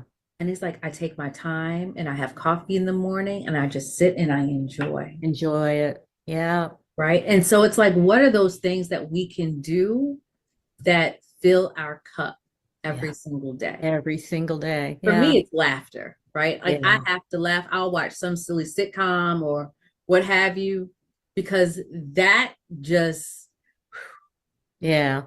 for me, And right? for me, it's going outside. I like to go for walks. I'm lucky I have a very natural park across the street from where I live. And I mean, it literally has trails, and I take my dog and we just go, and we may see deer, we may, but it's a way of escaping and just being in that beautiful space that's nature. You see, I bring it into my house. But that, and the other thing that I tell people is, if you don't know what that is for you, stop and ask that little girl that still is within you Yeah. what she would like to do. Oh, what did you It may do when you were a be kid? Yeah.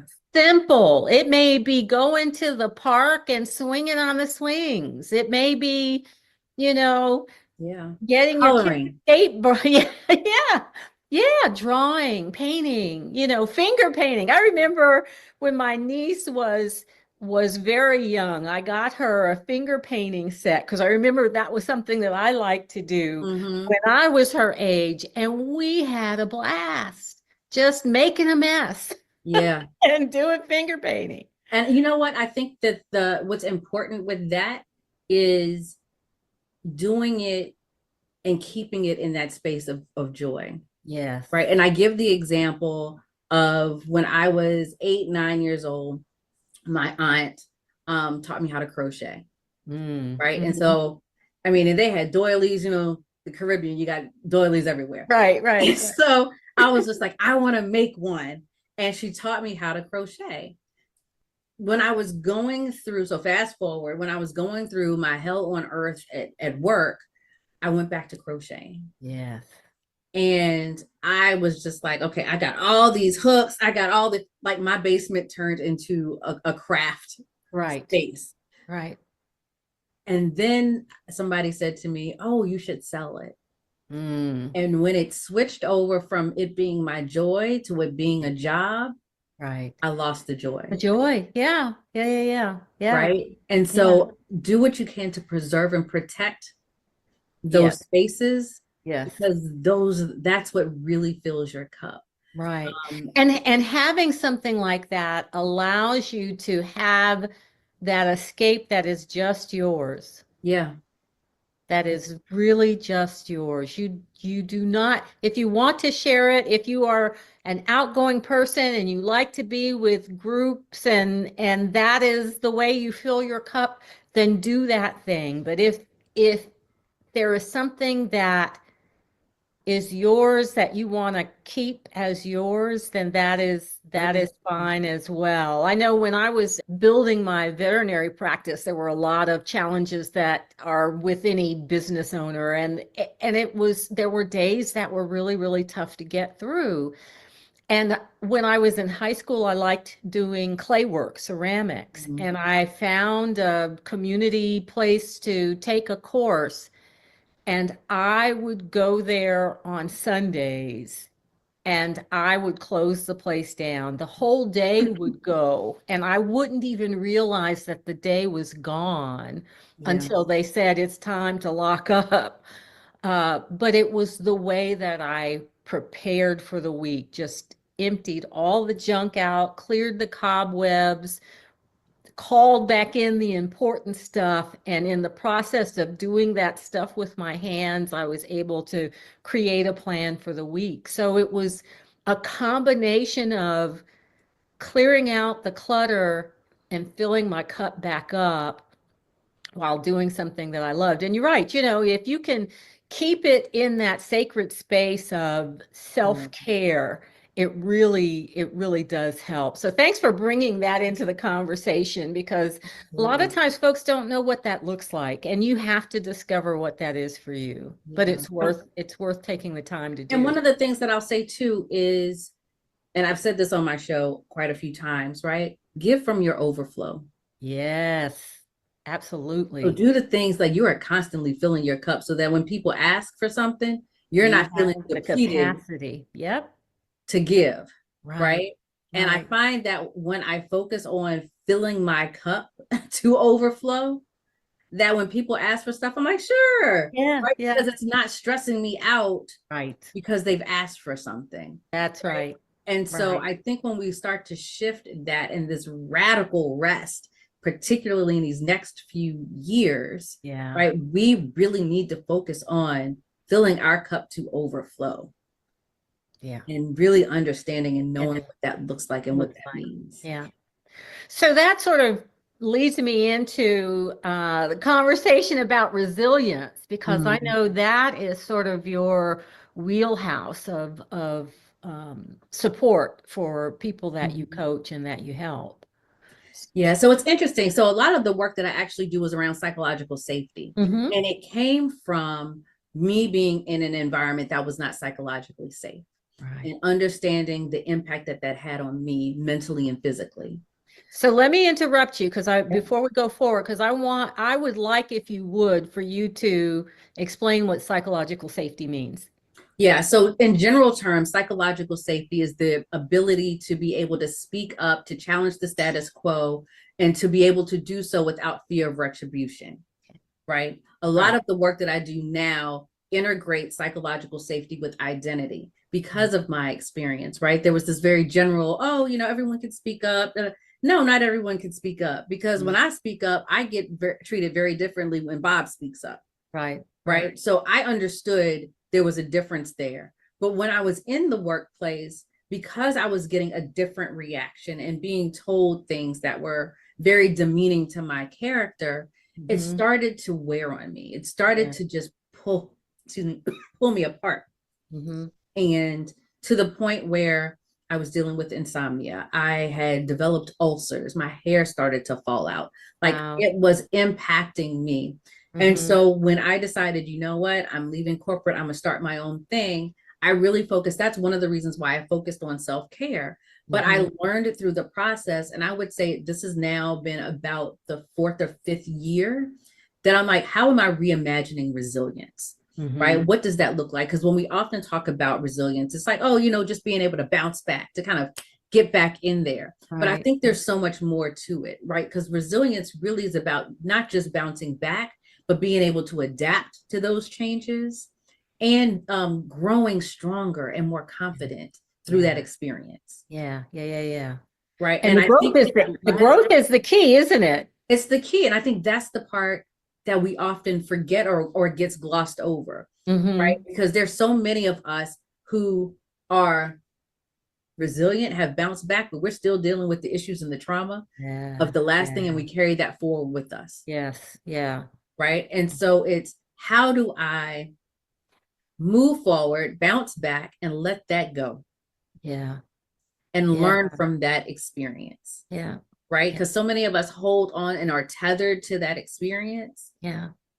And we don't get to move as quickly forward as we want to because we haven't let go of that trauma. Right. Right. So part of that was counseling, right? I want to see a therapist. There was one point where I had a therapist and 2 coaches. Yeah. Right? Don't be afraid to ask for help. You got to get some help when it's, That's the help, right? And we deal with so much trauma, and we expect ourselves to be able to deal with it and keep it moving, and it's not realistic.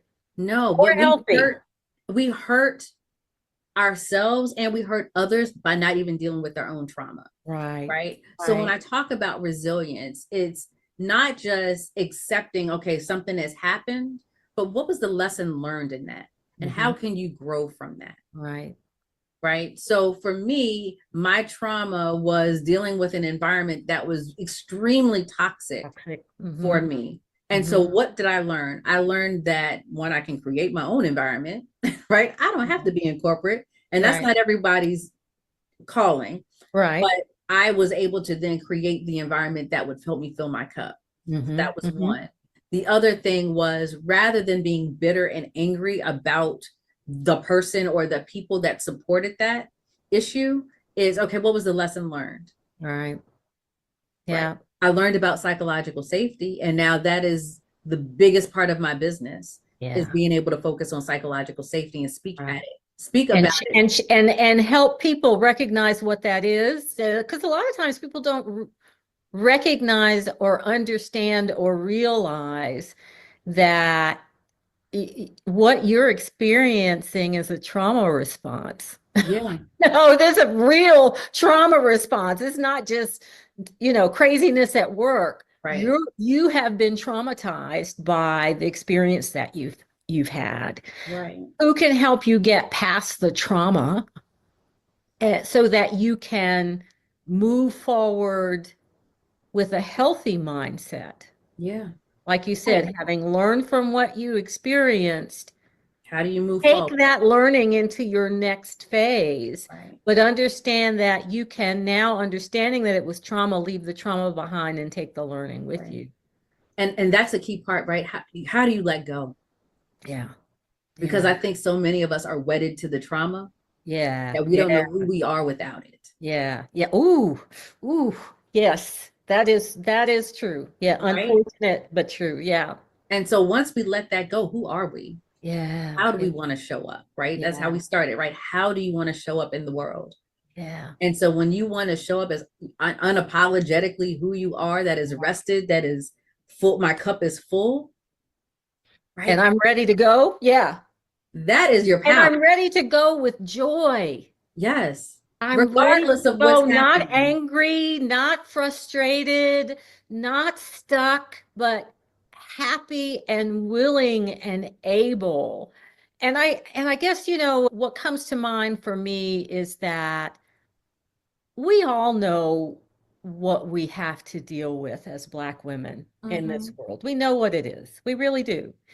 And the expectation that the solution is going to somehow magically appear from someone outside of us is a nice dream, but not very realistic. History has proven to us that that is unlikely to happen. So my question becomes, then how do I create joy, that because I deserve to be happy, I deserve to be joyful, I deserve to enjoy my life, I deserve to enjoy the experiences that I attract. And that's an inside game. That is an inside game.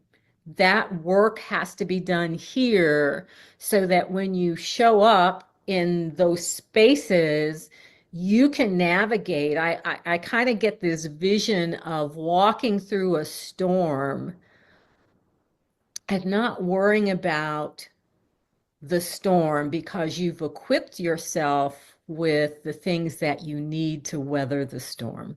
Yeah. You know, so much of what you said is about intentionality, Mm-hmm. right? Mm-hmm. I'm going to be intentional about Right. how I show up in this Yes. space. Yes. Right? And I'm going to be unbothered in Right. this space. Right. And so many of us can say it, but It's hard, right? It And is so hard. how do you It is, start getting yeah. those voices out of your head? So I Right. think that's one thing. I think the other thing is that we need to look at opportunities where there's supposed to be barriers. Mm-hmm. Mm-hmm. Right? The next 4 years are, and we're starting to see it already. Already. I think there was a statistic that came out that the unemployment rate for Black women is already starting to drop. Right? Because Wow. now you have all of these organizations that don't have to do DEI. So they're Right. coming up with reasons and rationale to Hmm. not hire, or, we're downside, whatever it is. Right. Right. Right? Isn't that Especially for interesting? those that Yeah. felt like, well, we had to do it, right? We were forced to do it. Mm-hmm. And so I'm like, the opportunity in this is, what can you create for yourself? That's right. Thank Right. you for saying that, because that's exactly what Right? What can you gonna create for say. yourself? And it could be a side gig, it could be Yeah. something else. One of the things when I was in corporate, that's when I got two of my coaching certifications. Because I was like, I ain't staying here, but I know y'all gonna pay for this. Right. So how am I gonna utilize the resources Right. that were available to me Right. to get to where I wanted to go? Right. Right. Right. I had a client who was in tech. She was trying to be a scrum master. She hated it, which Mm-hmm. was a whole other conversation, but she felt, I have to be in tech because that's where the money is. Mm-hmm. Her joy was in photography. And by Wow. the time we finished working together, she had her photographs in an art gallery. Wow. Right. So it's just like, we Look at have to that. look at opportunity. We Yeah. have to find these things. I have a whole other side of my business I don't even really talk about, because it's my natural gift to listen to someone and to talk to someone and help them figure out how to make that a business. Right. Okay. I'm like, I'm not going to start it for you, but Right. let's talk through this. About Right? that. Like, this is what I can see it being. And I'm like, this is going to be the time. If you have an idea for a small business, for Yes. a side gig, whatever it is, Yes. get Yes. it done. Yes. Yes. Yes. And Also the time to support other Black women in their businesses. yes, absolutely. And I was going to say, and this is the time to ask for help from your sisters Yes. who've already been there and done that and know the path. Yeah. No. So the resources that we have in our community as Black women is almost impossible to measure because we don't even recognize it for ourselves. We don't even realize our own personal potential, let alone Yeah. the potential of the community.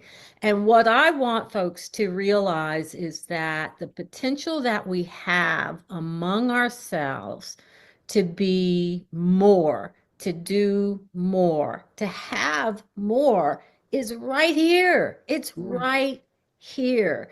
And I want to encourage folks to look at the people that have joined this conversation. Get in touch with people that are on this same call with us and reach out and see if they are someone who can help you. Do not be afraid to ask. Do not be afraid to volunteer, but that, as you said, this is going to be, when I look at rest, I look at this is the time to look at your personal resources and ask, how can I create a life of joy for myself with the resources that I already have. I just have to think outside the box.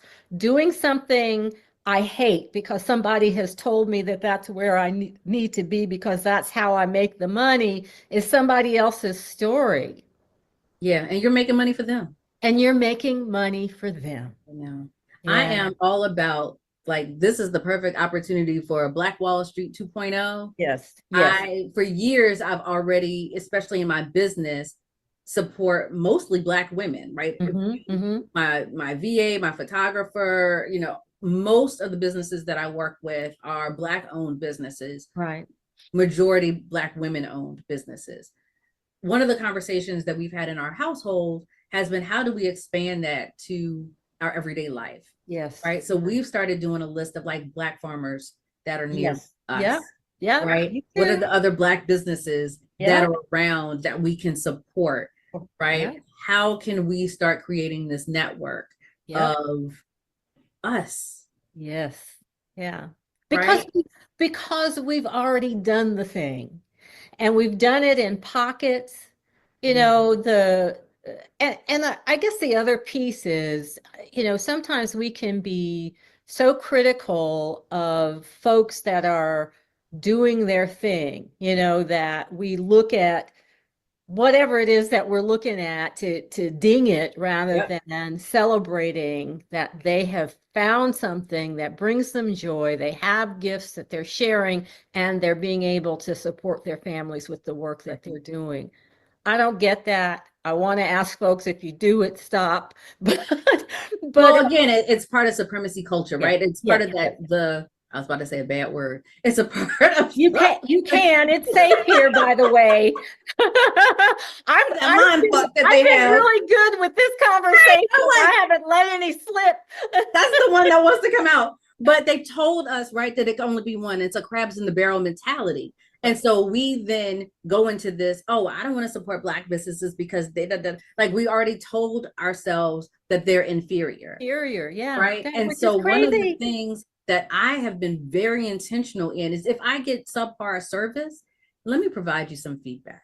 Right. Right. Because I want you to be successful. Right. Right. So here's some things that I experienced that you can consider and not to take that as a slap in the face, but as somebody that's trying to help you grow. Right. And so we have to get into this community mindset of we need to help each other. Lifting each other up. Right. Good, bad, and indifferent. Right. Because not everyone is perfect. I know I'm not perfect. Right. And so when I get feedback, I'm like, thank you. Thank you. Yes. Yeah. I had a conversation with someone the other day and she shared her wisdom with me. And then she started backpedaling and said, I don't want to have insulted you. And I was like, why would I think that you're sharing your wisdom? You didn't have to. You know, why would I think that you're giving me advice and trying to help me out and trying to show me how I can do what I'm doing maybe better or differently or in a way to include something that I have not included? Why would I think anything other than thank you for thinking enough of me in this conversation to share it with me? So I think, you know, again, you have to put your ego aside if you want to grow and allow those folks who have the wisdom to share with you, give them the space to share and be receptive to the gifts that they're sharing with you. Sometimes just like you have today. I'm like, sometimes we have to get out of our own way. Yes. And that's a big part of it. Yeah. So is there anything else? Is there one last nugget or bit of wisdom that you'd like to share? I mean, I just really want to reiterate that find your joy. Yeah. I mean, I think once you can hone in on that and really be intentional about doing that once a week, whatever it is. Yeah. And it doesn't have to be just one thing. I think so many of us think that it has to be this one thing. Yeah. Like be intentional about and be consistent. Yeah. With it. right? And So give yourself permission. That's the other yes, piece, is that we know what we want to do, but we say we can't because, and we fill it in the feel blank with somebody guilty. else's stuff. Yeah. No, nope. Yeah. I like Fridays. I don't take client calls on Fridays. And I do whatever the hell I want to do on Fridays. Yeah. So Yeah. be it work on my business or go get a massage or Right. go sit on the deck. Well, it's snowing out there right now, but Yeah. whatever it is, Right. I do it and I have no guilt Guilt. Right. about that. Right. Right. And so I've had someone say, well, you have Saturday and Sunday to do that. No, Yeah, Friday's my day. Right. And I get to choose. How about that? Yeah. Right. And I think it's setting boundaries without guilt. Yes. That's, my boundary is Friday is my day. Right. Yes, I could pick another day, but no, Friday Monday, is right. my I day. have people that say, oh, I do Mondays or I do Wednesdays, whatever it is. If you have the Yep. ability to do it, do it. Yeah. And be intentional and be consistent because you are only doing this for yourself. Yeah. Yeah. And so how do you want to show up for yourself? It's so important to put yourself on your list. And I say put yourself on your list first. Yeah. Right. You Because I know? mean, the worst person you could let down is yourself. Yeah. Yeah. And the only person that you're responsible for is you. Yep. Well, thank you so much. How can people get in touch with you after this conversation if they want to continue this Absolutely. conversation with you? Absolutely. So you can follow me on LinkedIn. Okay. So the whole LinkedIn, Sasha Thompson, SACHA Thompson. You can find me there. I do post every week or so around resilience. I do post around psychological safety. So you can kind of get information there. Our DEI After 5 podcast is on pause right now, but you can find a lot of information there. I've talked to therapists and others about self-care and resilience and what that looks like. So you can pull those episodes because I think there's just so many rich nuggets there as well. Or you could just go to my website. The best one is sashathompson.com. Okay. And kind of find out all the things that I do. Awesome. Awesome. Thank you so very much for your time. Thank you for this conversation. Thank you for your sisterhood. I appreciate you more than you know. And we'll stay in touch. And everybody listening, if you want to talk to Sasha more, then reach out to her. I'm sure that she'd be happy to talk with you. Yes. All right. Take care. Okay. Well, y'all, I would love to have a conversation around what was shared there. And Zell, thank you for sharing your contact information. I just want to say, that if there are others here in the room that are feeling the way you do, please know that this is a safe space to ask for what you need and want. Amongst this group, folks have to know who you are and what you're doing and how you can be helped in order for them to extend a hand. But I think part of what we have been talking about all week is that we have this amazing sisterhood of untapped, I can't help but say it, untapped brilliance and experience and lived experience as well as technical or work experience, but our combined lived experience. The reason why we're here, honestly, is because we've stood on the shoulders of our ancestors, and those are people who survived unimaginable challenges, right? To be able to give life to their children. Just think about that for a moment. How strong in spirit did those people have to be in order to endure what they endured in order for us to be here? it takes my breath away. And we are all made of that spirit. We have inherited that.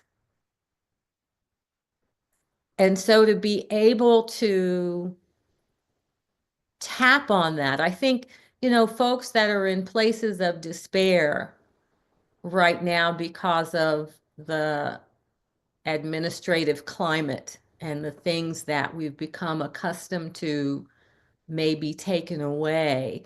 This is a powerful pivot moment. And the power lies within us to make that pivot, to imagine how we can relanguage things, because all of it is a smoke and mirrors game. All of it is a shell game. And none of it is real.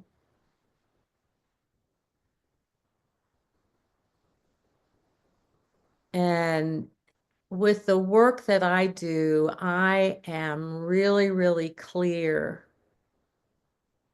about the power of the human spirit and our ability to dream our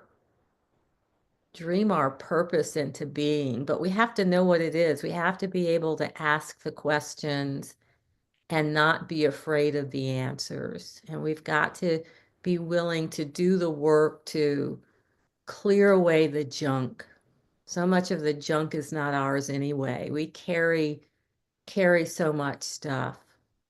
In my meditation classes, I do a meditation that is specifically for that, to clear away the energetic junk that glums onto our being, that we then take into the next conversation. And we have to be intentional about all of those things. But I would love for you guys for someone to raise their hand and come off mute and just share what you think of the things that Sasha shared in her interview. Find my notebook. I wrote some things down. I think, I think the place to start is creating a way for you to get clear on your purpose and really clear on your values. I know that we operate best when we're in that space of clarity. And I had asked a question in the chat. One of the questions I asked in the chat was, how do you manage trauma when you encounter it?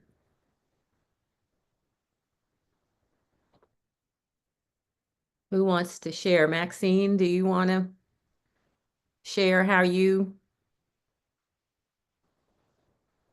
I would deal with trauma, Yeah. disappointment. That's a funny question. In terms of trauma, I definitely have to go in and go to a quiet place and sit still and not be reactive. My thing is more so going within and try to get still and process any experience. Like if you say trauma at work, I have to just process things before I be reactive. When I was much younger, I was a little more like a firecracker because I was like, I grew up in New York City. So, I had that Spitfire persona of being a New Yorker. And that was not always a positive reaction. And so to time and also even counseling and therapy, I just worked on trying to not be a victim. Work on processing things and knowing what was brought into me is not about me. They had that issue, and it's not my issue. And how do I deal and strengthen myself not to be put in a situation again? That's what I work on. But I'll leave it at that, because with work trauma, it just comes through experiences, and you can't react certain ways, or you may lose your job because you may be overreactive. But I think just taking time to process and not internalize it, because it's not the person who's doing it to you, is their issue. And I just and to not be a victim. I mean, part of the process, as you said, is it's understanding that it's not about you, it's about them. Because when it becomes something that's about you, then you're sort of the victim. It's being done to you rather than something that is being done that has an impact on you. And there's a difference there. I think your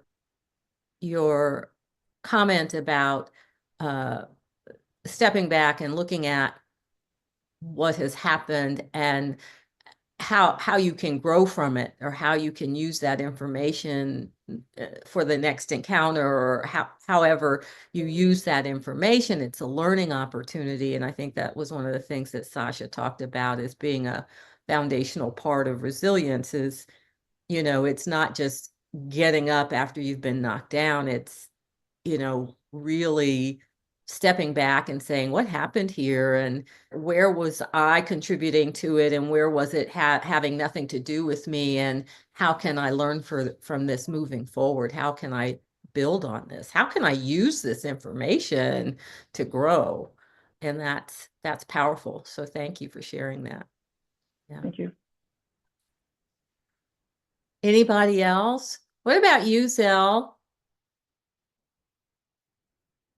Are you able to come off mute and share? Can you hear me? Now we can, yes. Yeah, please forgive my appearances. I'm doing shirts, so I got that's ink all over good. the place. Yeah, I am the information. I kind of came in on the latter part of her you guys session. I was in the midst of everything, but I kind of stepped away from it to go and watch some screens actually, and came in on the tail end, kind of trying to catch up. But one, I want to thank you all for this session. This is just amazing. I'm normally a loner in a sense, and don't really join programs or anything. I kind of handle everything on my own.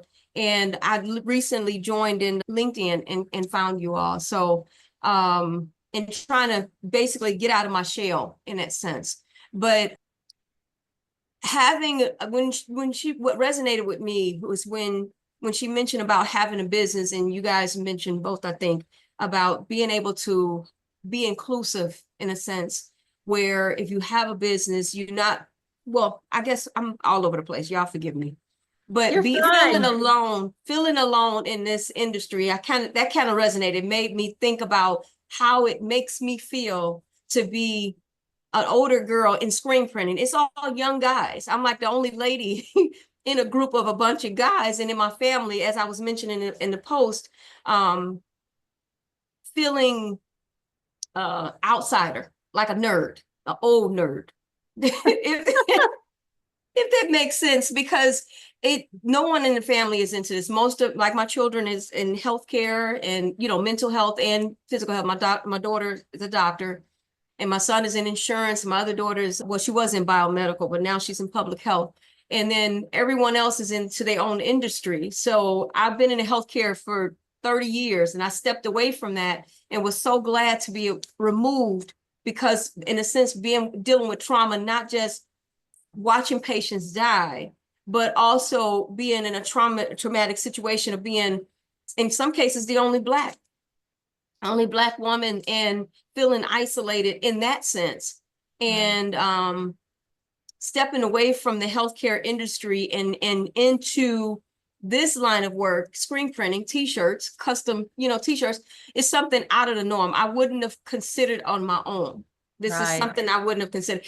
Opening a restaurant, I would say. I used to cook for the church, so I love cooking. That's my love language. So that makes me feel inclusive with everybody, no matter what race, no matter what gender, what have you. I felt included in that sense. But now owning my own business in screen printing, it's a whole nother arena because there's no one to really talk to on it, other than young guys. And of course, I'm trying to be hip to understand what A they're whole talking. different conversation, whole different language, right? Yes, yeah, totally, totally.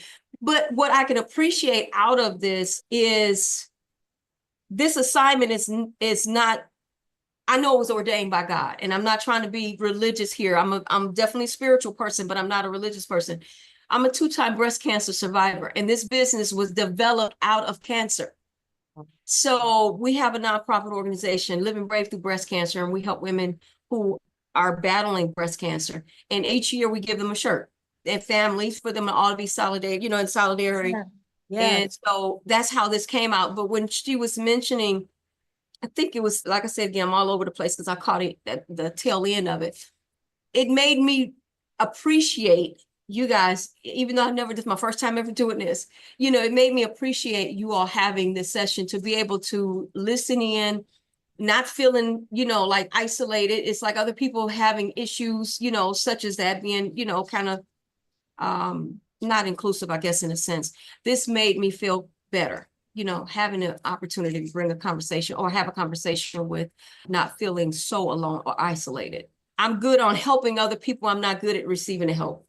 Right. Isn't that the story though? Isn't that our story? Yes. And that really is what this week has been about, is stepping into that space of embracing that it is okay to take care of me. It is okay for me to ask for help. It is okay for me to say I don't know what I'm doing and I would love some guidance.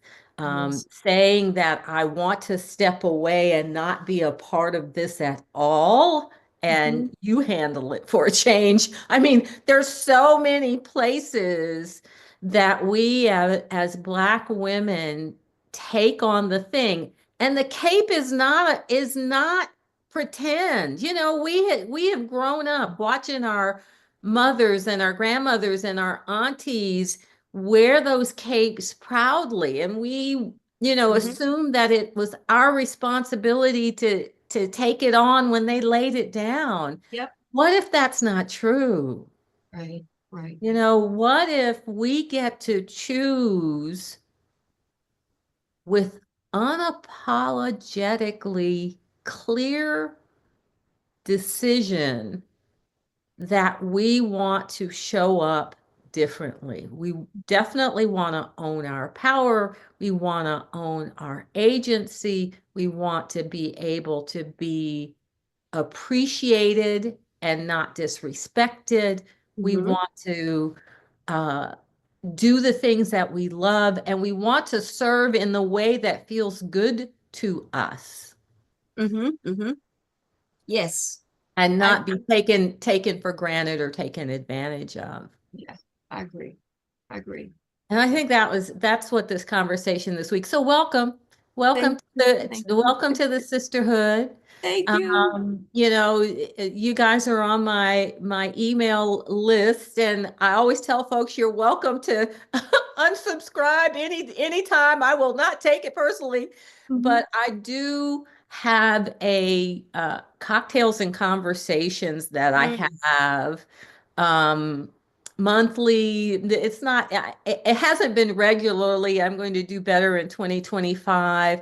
But it's a time when we come together and just have a sister circle. And what we talk about is whatever is alive for the people in the room on that day. So I may have something in mind. I think 9 times out of 10, it never gets touched, and we end up touching on something else.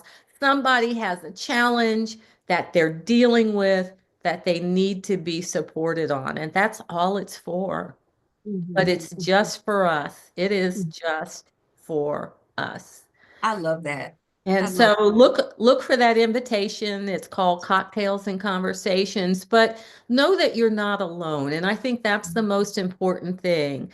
We get caught up in the judgment of what everybody else says we should be doing at a particular point in time in our life. And, who says? You know, who, sa- who says? I wanted to say something else, but anyway, who says? We get to choose. Yeah. We get to choose. And that choice is anywhere you are along the way. I mean, in our 20s and 30s, we're pursuing something.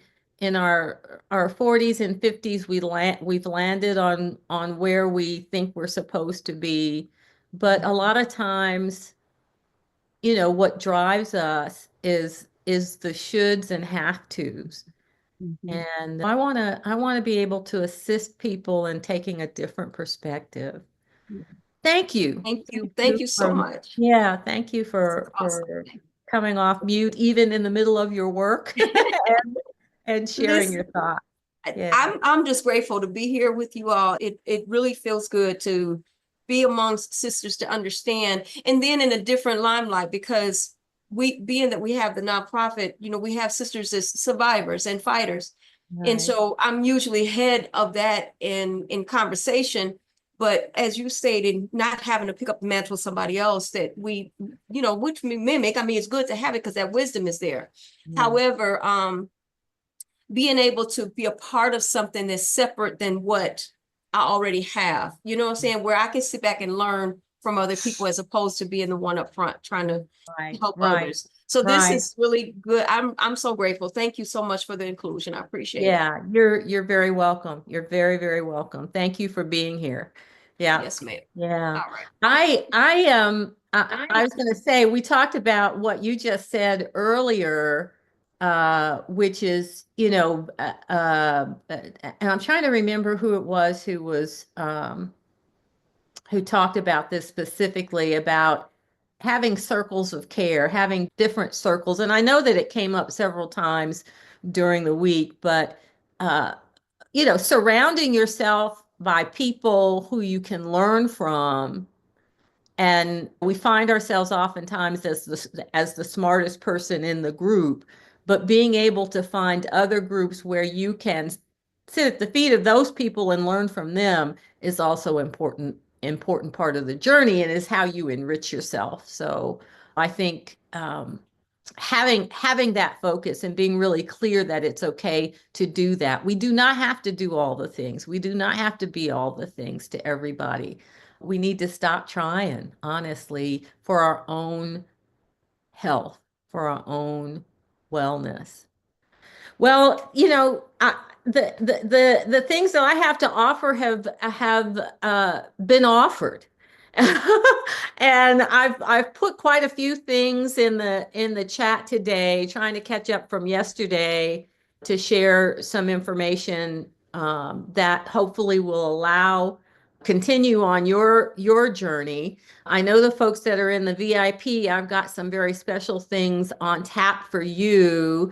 If you sign up for VIP today, you will get access to the videos. You may not get access to the other freebies that the early birders got, but I want to share with you that if you want to talk with me offline, it may be that you didn't feel comfortable coming off mute on this summit, and that's perfectly fine. But I want to offer you a free 30-minute clarity call. But I think I may have put it earlier, which is my calendar link, that if you want to take advantage of that clarity call, I'm happy to talk with you. I want to end this session today with a couple of things. I will be hosting a course in a webinar in February. And it's a Balance and Boundaries webinar with an invitation to join my Balance and Boundaries course. And that course is about getting really clear about what you want with yourself and your life right now. What does that look like? We spend some time really mapping that out and going through some processes of letting go of the resistance that you may have to declaring what that looks like. We talk about what your values are. I know that when I first started, before I became a coach, when I started doing my own process of trying to find my balance, I realized that no one had asked me what my values were. Not really. You know, there was some superficial play with that, but I had not asked myself what my values are. And getting clear about my values helped me see why certain situations and things made me feel uncomfortable. They were in direct opposition to what my core values were. And when you find yourself in positions where you're feeling some kind of way, that's usually what's going on, is that there's some disconnect. So we talk about that. And we also talk about what I call the secret garden of radical self-care. And that's the area that I absolutely love, because that process helps you understand how important self-awareness is as a foundational piece and what that is. And we talk about self-acceptance, because a lot of times our monkey minds are really good at blame and shame, and that serves no one any good whatsoever. And a lot of times as Black women, we sort of embrace that. I don't need that self-care stuff. You know, what I need is to just go on and do this. And we browbeat ourselves into getting those things accomplished, but it wears and tears on our well-being. It's not a healthy approach. So we look at that as well. So, you know, the self-awareness piece and the self-acceptance piece and the self-compassion. What does it mean to practice self-compassion? And we talk about that. And then we talk about boundaries. And I know a lot of people have mentioned to me offline about how difficult sometimes it seems to be able to set boundaries without feeling guilty about setting those boundaries, that all kinds of things come up and you find yourself softening the lines of those boundaries. And so part of the coursework is about, how do you do that? How do you choose to do that? It's more than, especially if it's not part of your habit, you don't just wake up and say, okay, today I'm going to set this boundary and that's the way it is. What is it that keeps you from doing that, getting to that point of knowing? And so those are the types of things that we cover in the Balance and Boundaries course, and going through the secret garden of radical self-care framework. When you come out on the other side, I'm telling you, you've got tools and you've got clarity that you probably didn't have before. And you get to answer those heart-centered questions for yourself that you've probably not asked yourself before, or been too afraid to answer. And so I want to invite you to consider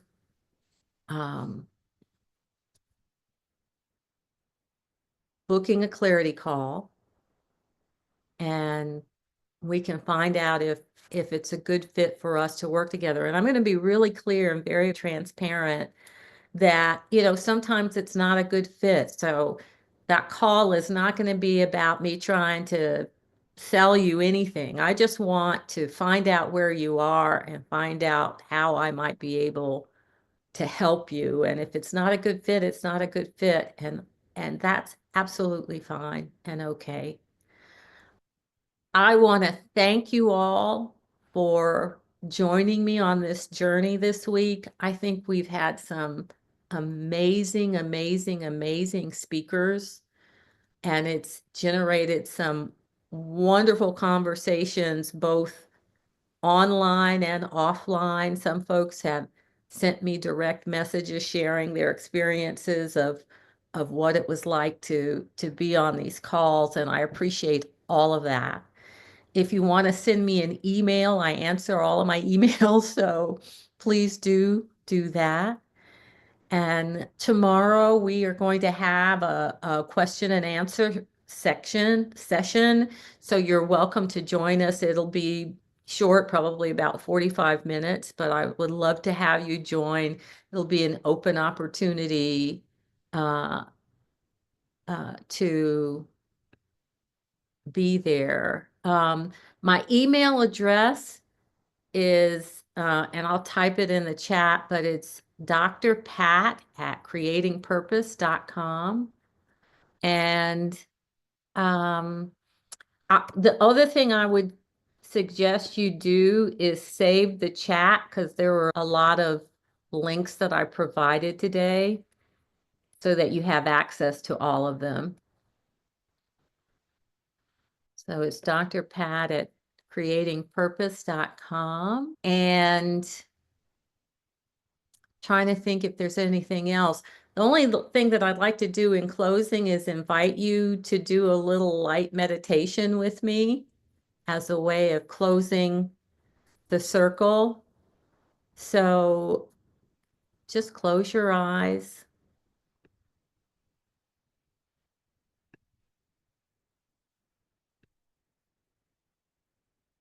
And as you close your eyes, I want to invite you to take a really deep breath.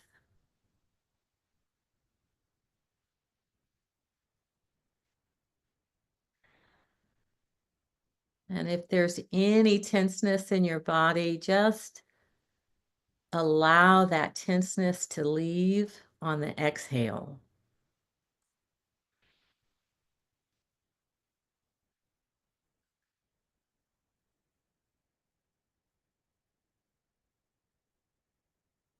And do that one more time.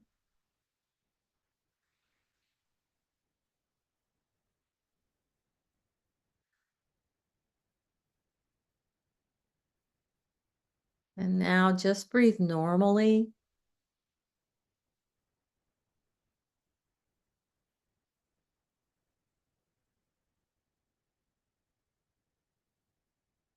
And envision a space on the top of your head, the crown of your head,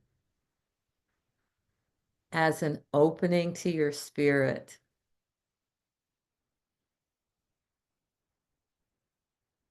And envision a bright light coming down from above. That light from source, from God, from the all, and allow that to enter into your physical body. And as that light travels through from your head to your throat, to your chest, to your arms, it's taking with it any residual tenseness and negative energy through your belly, your solar plexus, and your abdomen, down into your power center, your root, through your legs and down into your feet, where that energy is just let go into the earth.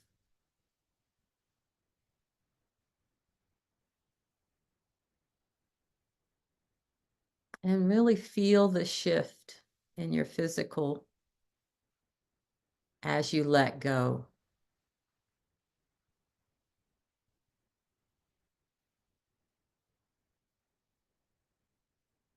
Now take another really deep breath.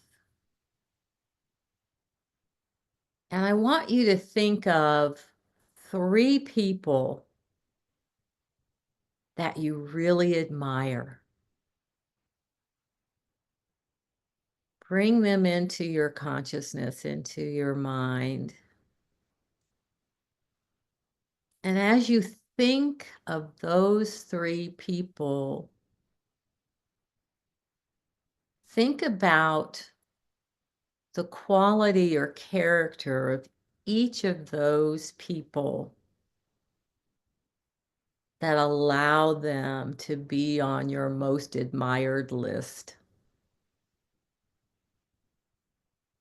What is special about those 3 people?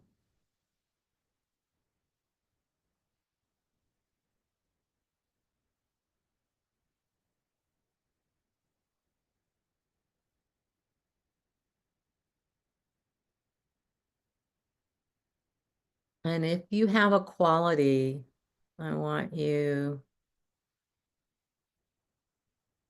to open your eyes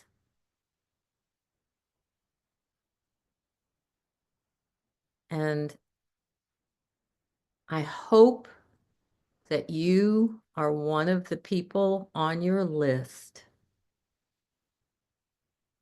And I hope that you're at the top of your list. But if you're not, I want you to understand that the quality that you admire in those people is the quality that you already hold within yourself.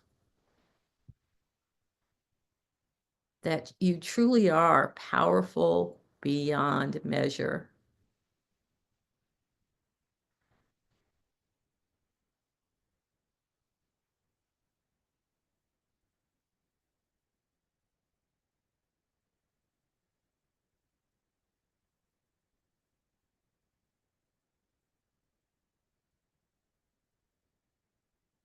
And with that, I want to say thank you again. Are there any parting statements or questions or needs that I can address? It has been my honor and my pleasure to put this together for you. I will send it out in an email, so be sure to look. And in fact, there will be another summary email that will go out today. There's been one that's gone out every day during the summit. So for those of you that haven't gotten the email, it is likely in your spam box. But I will absolutely send out another email. There'll be an email to the VIPs. Oh, almost forgot. There's a gift card that I need to give away. There's a gift card that I need to give away for those folks who actually filled out the questionnaire at the beginning of the summit. And so we had a few folks that did do that. And the winner of that Ulta gift card is Laura Wallace. So Laura, make sure I have your email address. I know I do. But if you've got a better one that you want me to use, then let me know. You have my email address, so you can send it to me, but it's an electronic gift card, and I'll be sure to get that to you. Good night. I almost forgot about that. And I think, with that said, I want to wish you all a wonderful, wonderful day. Tomorrow, 11 o'clock, same time, same bat station.